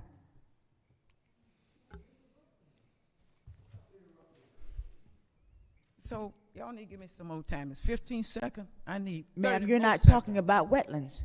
Yes, I am, Ms. Lanier. I'm talking about You the can wetland. sit down and have a seat, sir. You need to sit down. You need to sit down. Where are the officers?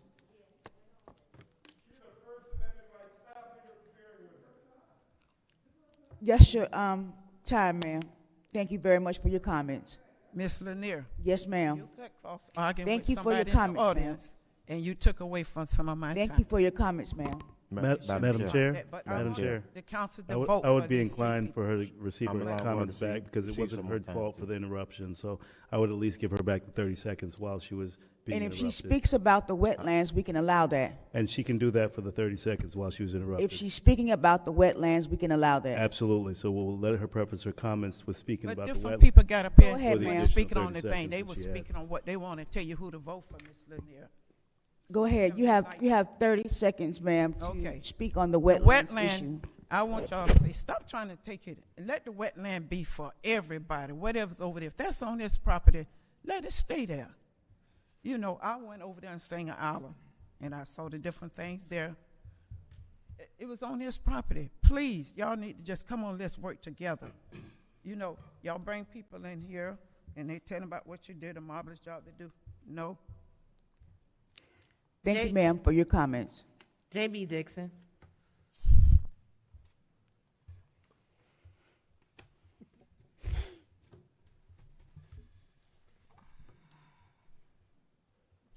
J.B. Dixon, Singer Island in Riviera Beach.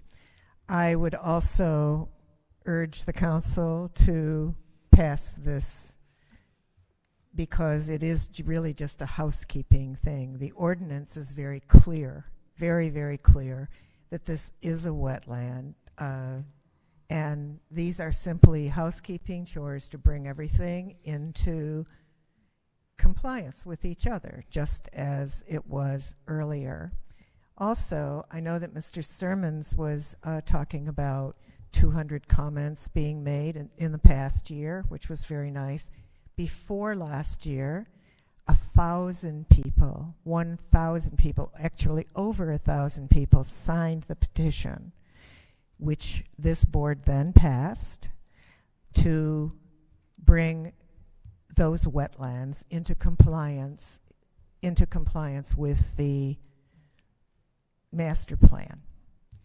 So again, this is simply a thing to clean up, some housekeeping things. It is not at all controversial in terms of what Mr. Lozman has to say, as usual. Those were wetlands. They were wetlands before him. They will be wetlands after him. The fact that back in God knows when, people built condos or built houses on wetlands, it's the same thing as back then they thought smoking was healthy for you. Thankfully, we have learned a little bit since then, and we know that we are destroying our environment. So we do not do that anymore. And the city of Riviera Beach does not do that anymore, along with the rest of the intelligent people in this country. I would urge us to go forward with these housekeeping details, pass this ordinance, and be done with it. His situation and how he's convinced people that people are taking his land, no one's taking his land. He bought at a time. He knew that it was in a preservation district. It cannot be developed because it is wetlands. No one's taking anything. Let him keep his wetlands. No one said we want your wetlands. We just don't want you to ruin the lagoon and the tourism that it creates and the ecosystem that it supports. And we would be tremendously derelict if we gave into that line of thinking, which is totally erroneous. Thank you. Thank you for your comments. Madam Chair, members of the board, that concludes public comments on this item. Madam Are Chair. there any comments from the board? Yes. I want to make a statement. I am obsessed I am obsessed with preserving the wetlands on Singer Island. I will do everything in my power to be sure that our precious lagoon is not ruined by rampant development. It presents us with opportunities for tourism, for economic development. It would be a crime for us to do anything that would allow someone who knew full well when he purchased that land that it was in the special preservation area. Tonight's vote is just housekeeping. This is just to make the map comport with the comprehensive plan. Mr. Lozman has a license to practice real estate. He would know more than almost anybody else that that land cannot be developed. And so I urge my colleagues to vote yes on this ordinance. Thank you. Any other comments in regards to this item? Madam Clerk. Councilperson Lawson. Yes. Councilperson McCoy. Yes. Councilperson Botel. Yes. Pro Tem Miller Anderson. Yes. Chair Lanier. Yes. Motion approved. Thank you for your presentation, Mr. Sermons. Next item, Madam Clerk. Resolution number 021-22, a resolution of the City Council of the City of Riviera Beach, Palm Beach County, Florida, authorizing the purchase of Motorola APX Next handheld radios for the police department at a total cost of $635,837.50, authorizing the city to piggyback off existing Broward County Sheriff's Office contract number 12-29077/JHJ, authorizing the Director of Finance and Administrative Services to make payment to Motorola and provide an effective date. Madam Chair, members of the board, we do not have public comments on this item. The acceptance of public comment on this item is now closed.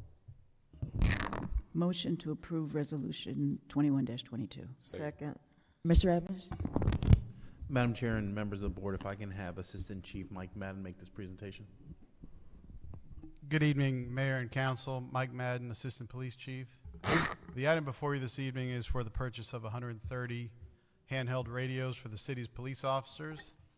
The current radios have reached their end of supported life, which means the manufacturer will not repair them if there is an issue.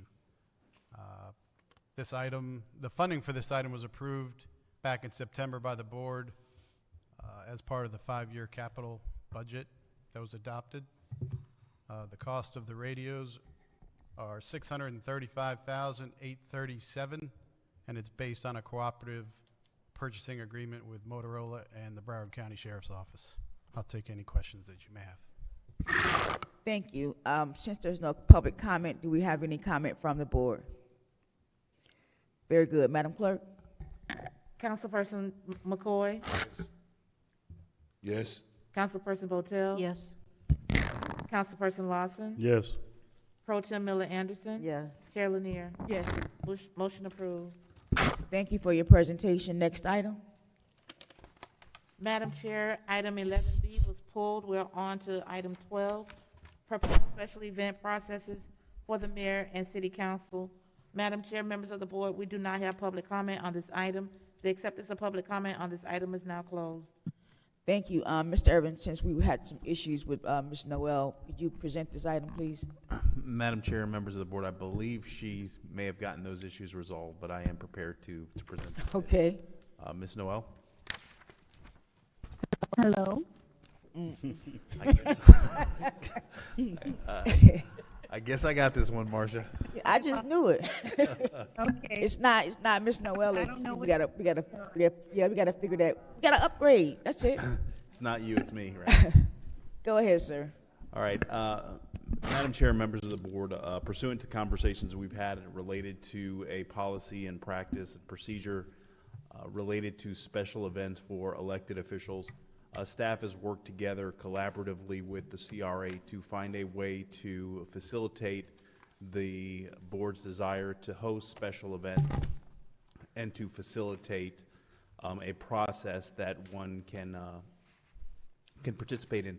So obviously with the special events ordinance, we have specified specifically what encompasses a special event, but we do have a process that requires about a 90-day lead period for events to come before the board and go through the approval process. And we know based on the nature of the activities and programs and the shifting demands of the community there are times whereby the city council wants to have an event or program to facilitate a need, want, or demand in the community. And so we wanted to carve out a provision in the manual that can speak to the events that the board would look to host. Next slide, please. So we know that there's no formal policy that exists, and so it provides for quite a challenge when there's situations whereby multiple elected officials are having events or they're looking to have events with short notice. And when staff was looking at the historical data related to the amount of events and programs and what have you, the city produces well over 200 plus events on a very frequent basis, from sporting events to special events to small scale events. And then obviously with COVID, we had a lot of food distribution, mass distributions and the like. And so it has provided for some significant challenges. And so we kind of wanted to create a policy whereby it really prescribes how one is to move through the system. Thank you. One of the things that we were able to grab also is that from 2020 to 2022, we have seen about $66,000 in unbudgeted expenses associated with public safety resources for special events, specifically to events that are coordinated at the elected official level. And one of the things that provides for us is a situation where those monies are not budgeted, so it is a situation where we have to pull from existing overtime budgets to be able to facilitate that. And then you couple that with COVID, obviously it makes it that profoundly more challenging to be able to stay within the budget. And we're actually bringing an item before the board at your next regular meeting to get additional monies because the overtime budget for public safety, because of what we've experienced with COVID and the staffing elements that have been adversely impacted, our overtime budgets are dwindling. And so we did want to come before the board. So the policy changes that you're seeing, or the recommended policy, is that we would provide for a situation where elected officials will get 4 events per quarter. There would be an allocation of $2,500 per event, not to exceed $10,000 per elected official. Their events would not roll over, so you would be able to hold one event per quarter, and you wouldn't be able to do all 4 events in one particular quarter. Right now, if the board was amenable to this policy modification to the manual, we would have to pull from existing funding to be able to facilitate that, but it can be done in our existing available funds. With respect to sponsorship, because we know a lot of the elected officials do go get sponsors to defray the costs associated with goods, commodities, and certain services. There is a sponsorship request form that goes through a process to ensure that the sponsorship monies are remitted to the city and handled appropriately and utilized for defraying the costs associated with the event. One of the things that is also important is, as we go through this policy, it will also require the city's procurement policies and procedures for selecting vendors and the like to be followed. And so it prescribes the same policy and practice that the city would go through for a particular event would be the same practice that the elected officials would go through. And so we believe that as a result of the policy modifications, it would be able to track the expenditures, because we will create a job code associated with each of the council persons. We would be able to better plan the events and make sure it's structured smoothly and make sure appropriate resources. It will allow for us to make the appropriate arrangements and to allocate the additional resources to be able to support the event and make sure the event goes out without a hitch. And we believe that we can adopt this and memorialize it in the special events manual to allow for it to be a prescribed process. And the CRA looks to follow the same process that we're doing, and that is something that is on your agenda for your next CRA meeting. So, Madam Chair, at this moment, it's open for any questions, and hopefully, Marsha, I didn't embarrass you too much about taking over your presentation. Any questions from the board in regards to this item? Madam Chair.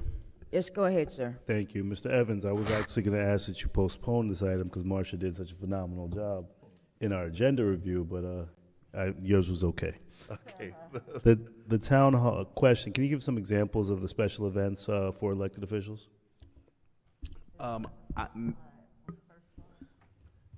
We can go back to the slide. Mm-hmm.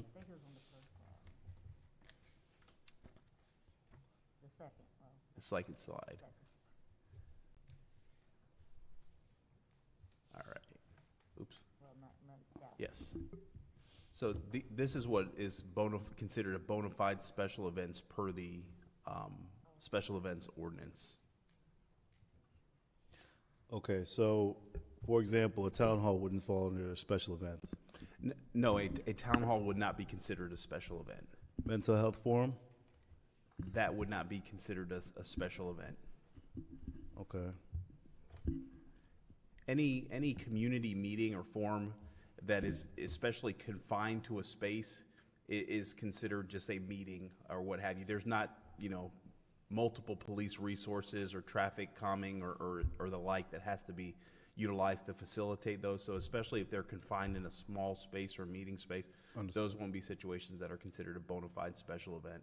Yeah, I just wanted to make sure we had clarity on that because as I did on the call, I was very pleased with the special event ordinance and all the details in this. So thank you so much for kind of delving into this a little bit more and bringing a good policy to the board so that we can all be on the same page when it comes to special events and different things that we're supporting through the city. So thank you, Mr. Evans, and thank you absolutely, Ms. Noel. Thank you. Go ahead, Ms. Anderson. Yeah, I definitely support the ordinance so that we can have consistency. Question I had was, it was just here. Oh, does that include, how does that work in terms of TV 18 requesting that for even like the meetings or the forums or for the small spaces? So for the, Madam Chair, if I may. Yes, go ahead. So for the small scale events, we already have a marketing request form. Okay. And so we ask that the elected officials fill out the marketing request form because that allows for us to work with you on the communication pieces, as well as it gives us the opportunity to inform Channel 18 that there's broadcast services that are needed. And so we schedule through the marketing request form for those meetings or events that are not considered a bona fide special event. In the special events policy that allows for the elected officials, you still would just enumerate in there that you would like for the event to be televised, and then we'll deploy the appropriate resources. Okay, and the $2,500, can you go to that slide that talked about the $2,500? Yep.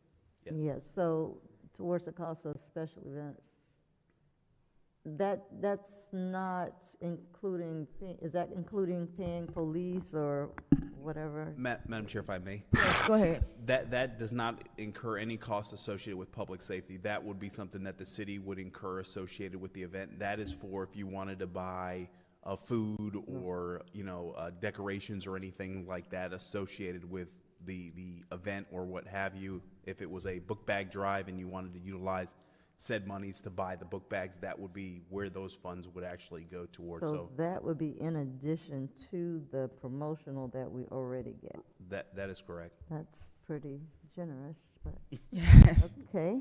But at least it keeps the. But I mean, it keeps a limit. Yep. And I agree it with keeps that. a tab on what we're spending, but it also limits the council from having numerous meetings or events that we can't track. So this is a good thing that we can be able to track the expenses associated with our special events. Any other comments in regards to this item? Mr. Evans, what do you need us to do? If the board is basically in agreement with the direction staff's heading on this, we can make the tweaks to the policy manual, and then that would suffice as it relates to incorporating it in the manual that governs how special events are handled for the elected officials. So we just needed, consensus or direction from the board that you're in agreement with what staff is presenting. Or if the board would like to have it enumerated in a resolution, we can do that as well. Yeah, do it that way. I think that the board is in consensus with having this item, but put it in a resolution so that it's a part of the record. Madam Chair. Yes, go ahead, sir.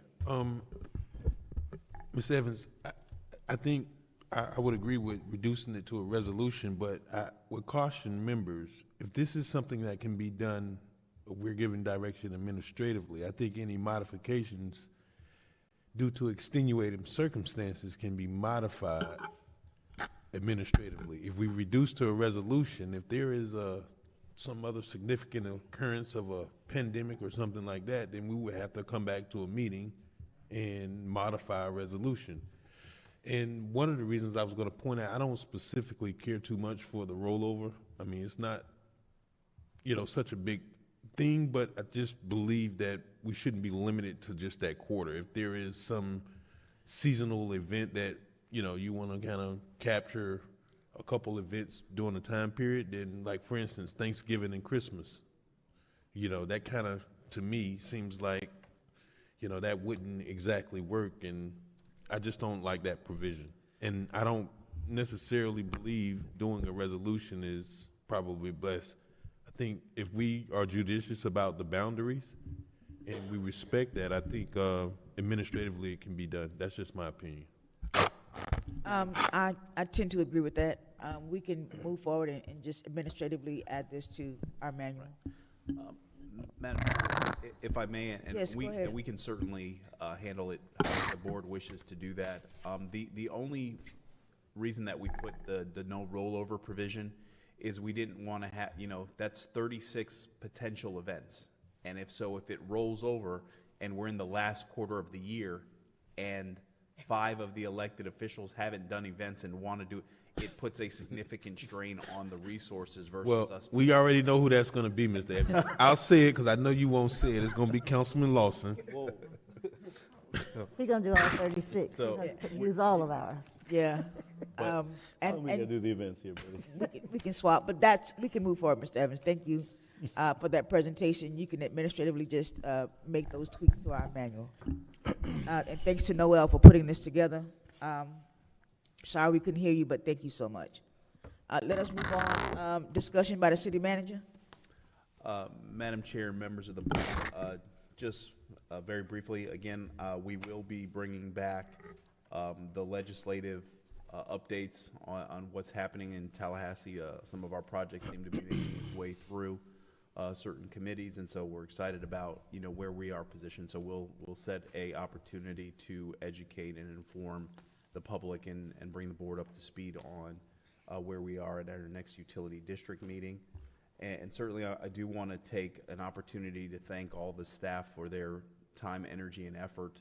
This COVID environment that we've been in has been challenging, and your employees have answered the bell and have stepped up in multiple capacities. So I do want to take an opportunity to thank all the employees that are doing a phenomenal job. And Ms. Noel could not be with us today because she's at the Winter Institute for the Florida City County Management Association, and she's actually applying for a appointment as one of the state board of directors for the statewide association. So wish her luck as she goes through the interview process to hopefully have one of those seats that kind of sets the tone for municipal management in the state of Florida. So she's watching how the board handles their meeting today, and so wish her luck as she goes through that process. Madam Chair, that concludes my comments. Thank you. Madam Attorney? No comments, Madam Chair. We'll start with the mayor. Yes, thank you, Madam Chair. Just want to announce the Mayor's Black History Hero Contest. Celebrate your local Black History hero with us. Highlight your favorite hero in an essay, video, song, visual art display, or creative expression, and share it with the mayor. First prize, $500. Second prize, $250. Third prize, $125. This is for K through 12 students only. Participating students must live in Riviera Beach. Deadline is Tuesday, February 22nd, 2022, 5 p.m. Please send submissions to jbrown@rivierabeach.org. Thank you. Thank you, sir. Mr. Lawson? Thank you, Madam Chair. I wanted to start first with if my colleagues want to donate any of their events to District 5, I will do the events for you. Do not worry. Number 2, Mr. Evans, thank you for just the work you've done so far with the city. It's been a lot of ups and downs for these past couple of years, especially with this pandemic, but you've stayed consistent, so we appreciate everything you've done, and we're just honored to continue to serve with you. Last but not least, I wanted to just thank Mr. Callaway for his amazing service to this community. Dr. Botel was absolutely right. It's 58 years of service, and his retirement, which a lot of people don't believe is actually happening, is something that we can honestly say that he's shown us how to love and support the least, the lost, and the left out. So, Mr. Callaway, thank you for allowing me to serve as your master of ceremony this past weekend. To honor you as you decided to go to retirement, and I'm going to see you in Hawaii when you get there. And colleagues, have a great weekend, have a great night, and thank you for a productive meeting. Thank you, sir. Councilman McCoy? Yes, just a question, Mr. Evans. I want to see if perhaps you and Mr. Sherman can put together a interim capital projects report similar to how we're doing our financial, because I got certain individuals that have been asking for specific projects about sidewalks in their neighborhoods, just so we can know where we are on an interim basis, and not only just to know what's upcoming, but to track our current projects that's, been budgeted for, and, where we are financially and operationally on point with those projects. Madam Chair, if I may? Yes, go ahead. I am working on a report on that. You should probably get that, I would say, middle part of next week, that has all the capital projects and the status of those, and the funding that has been appropriated, and if they're unfunded, and what we plan to accomplish the remaining part of this fiscal year. And is there a mechanism or best practices on how we prioritize these projects? Because, there's never going to be a fair, equitable way to do it. I mean, we're constrained by dollars and manpower, but someone will come in and say that they have an issue. I think the East 24th was brought up tonight, and then there's others. But what's your thoughts on that, Mr. Evans? Madam Chair, if I may? Yes. In the adopted budget, we have a list of projects that, based on the condition of the infrastructure or the immediacy of the issue, we then look to prioritize. And so usually your priority projects are the ones that have the funding allocated, or is there an imminent threat or concern for the health, safety, and welfare of the public. But we do have a list in the budget that creates priorities 1, 2, or 3, and based on the discussions we've had with the board as part of the budget process. So that's in there, and we can provide that for you all as well. Thank you. Thank you. Dr. Botel? Thank you. I have some committee reports. I'll say those first and then my comments.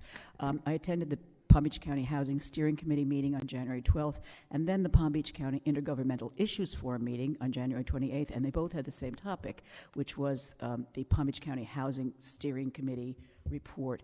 I asked Sam to send you each copies of the condensed version of the report that's going to be coming out. Just so you're aware, the goal of that steering committee is to produce, rehabilitate, and preserve 20,000 units of affordable and workforce housing in Palm Beach County by 2032 to alleviate the housing crisis. And they have 4 major initiatives: funding, planning and regulatory reform, neighborhood revitalization and community development, and then racial equity. And with regard to planning and regulatory reform, one of the recommendations is to facilitate the use of accessory dwelling units, or ADUs. These are like, I think about it as a granny pod. You may have heard that expression before.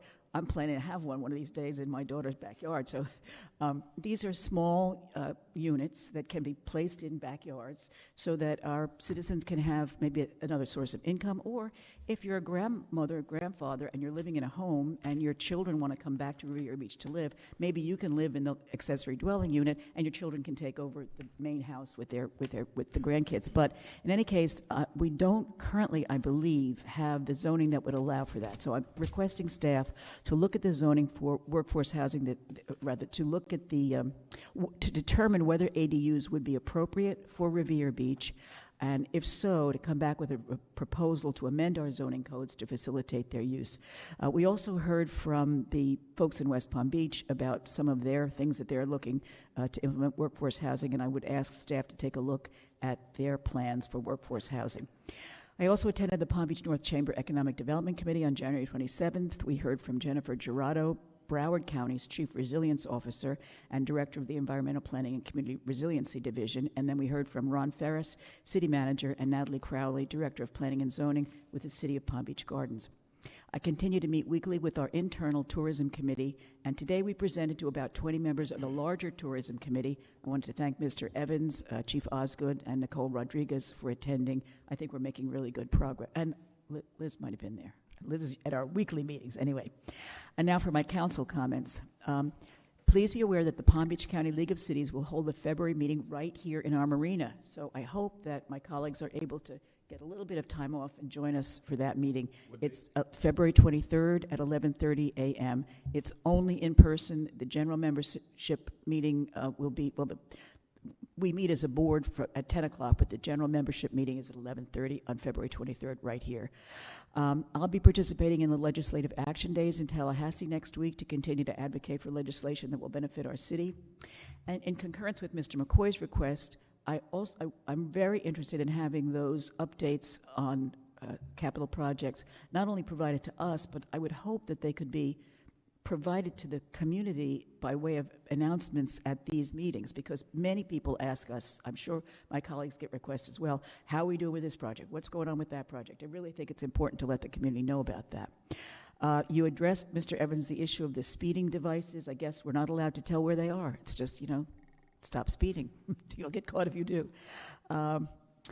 As part of my Workforce Development Task Force, I would like to reserve the event center for the last Friday of every quarter to conduct job fairs.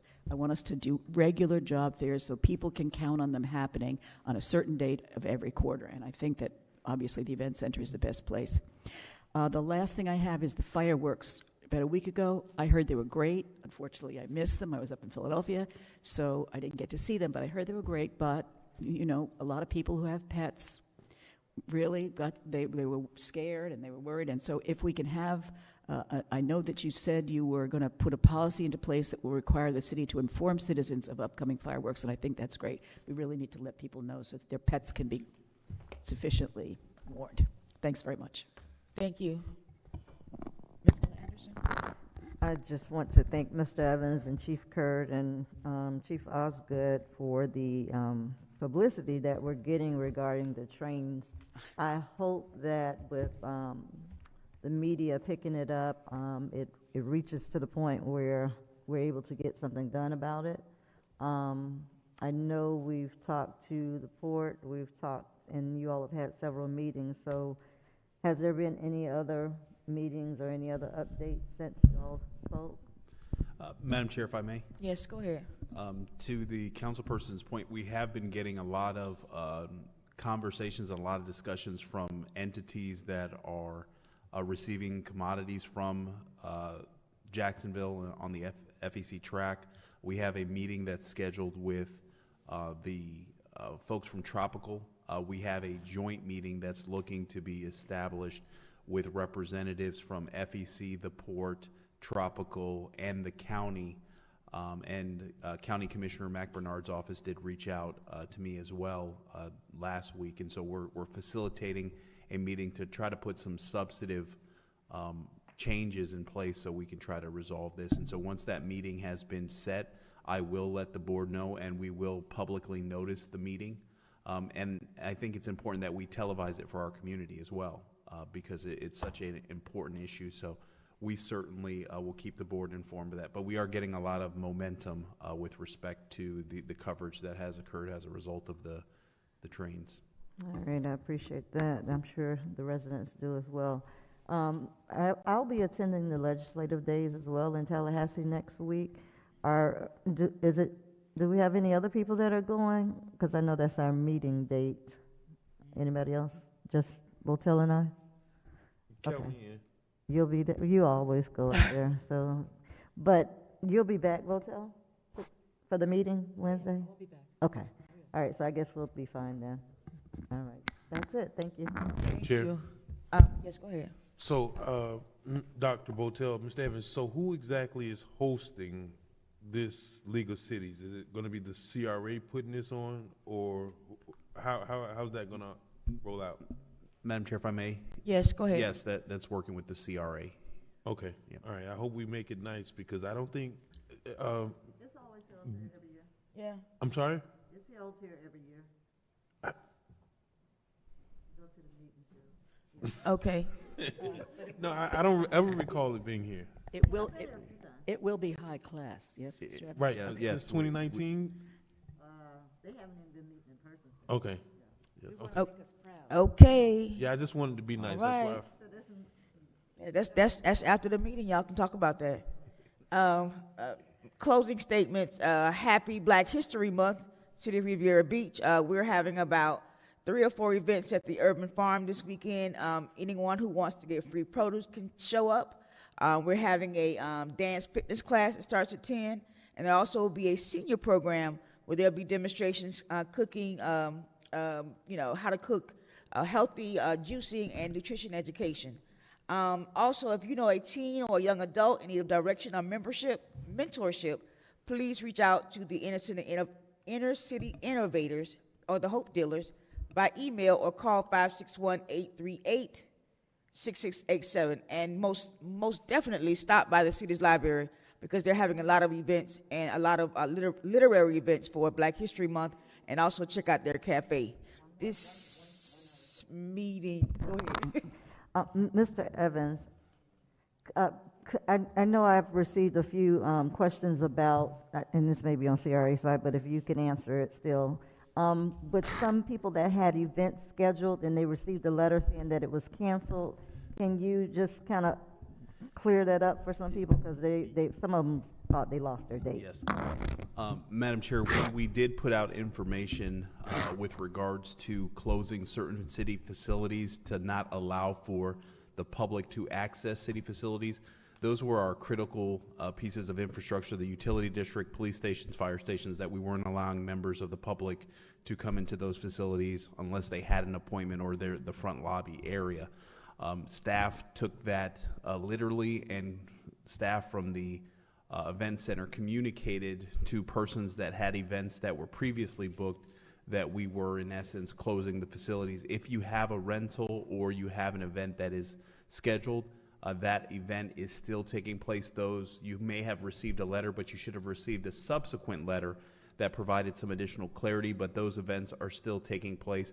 We are obviously always monitoring the COVID situation, but we haven't placed any restrictions with respect to facilities and the like. And so if you have any questions associated with your rental, please feel free to contact Regis Frazier here at the event center, and we'll make sure we get that resolved for you. But yeah, your event, if you have booked it, you should be good to go, and there shouldn't be any issues. And sorry for any confusion that you may have seen as a result of the communications that have been released. Thank you for that information. Our meeting is adjourned.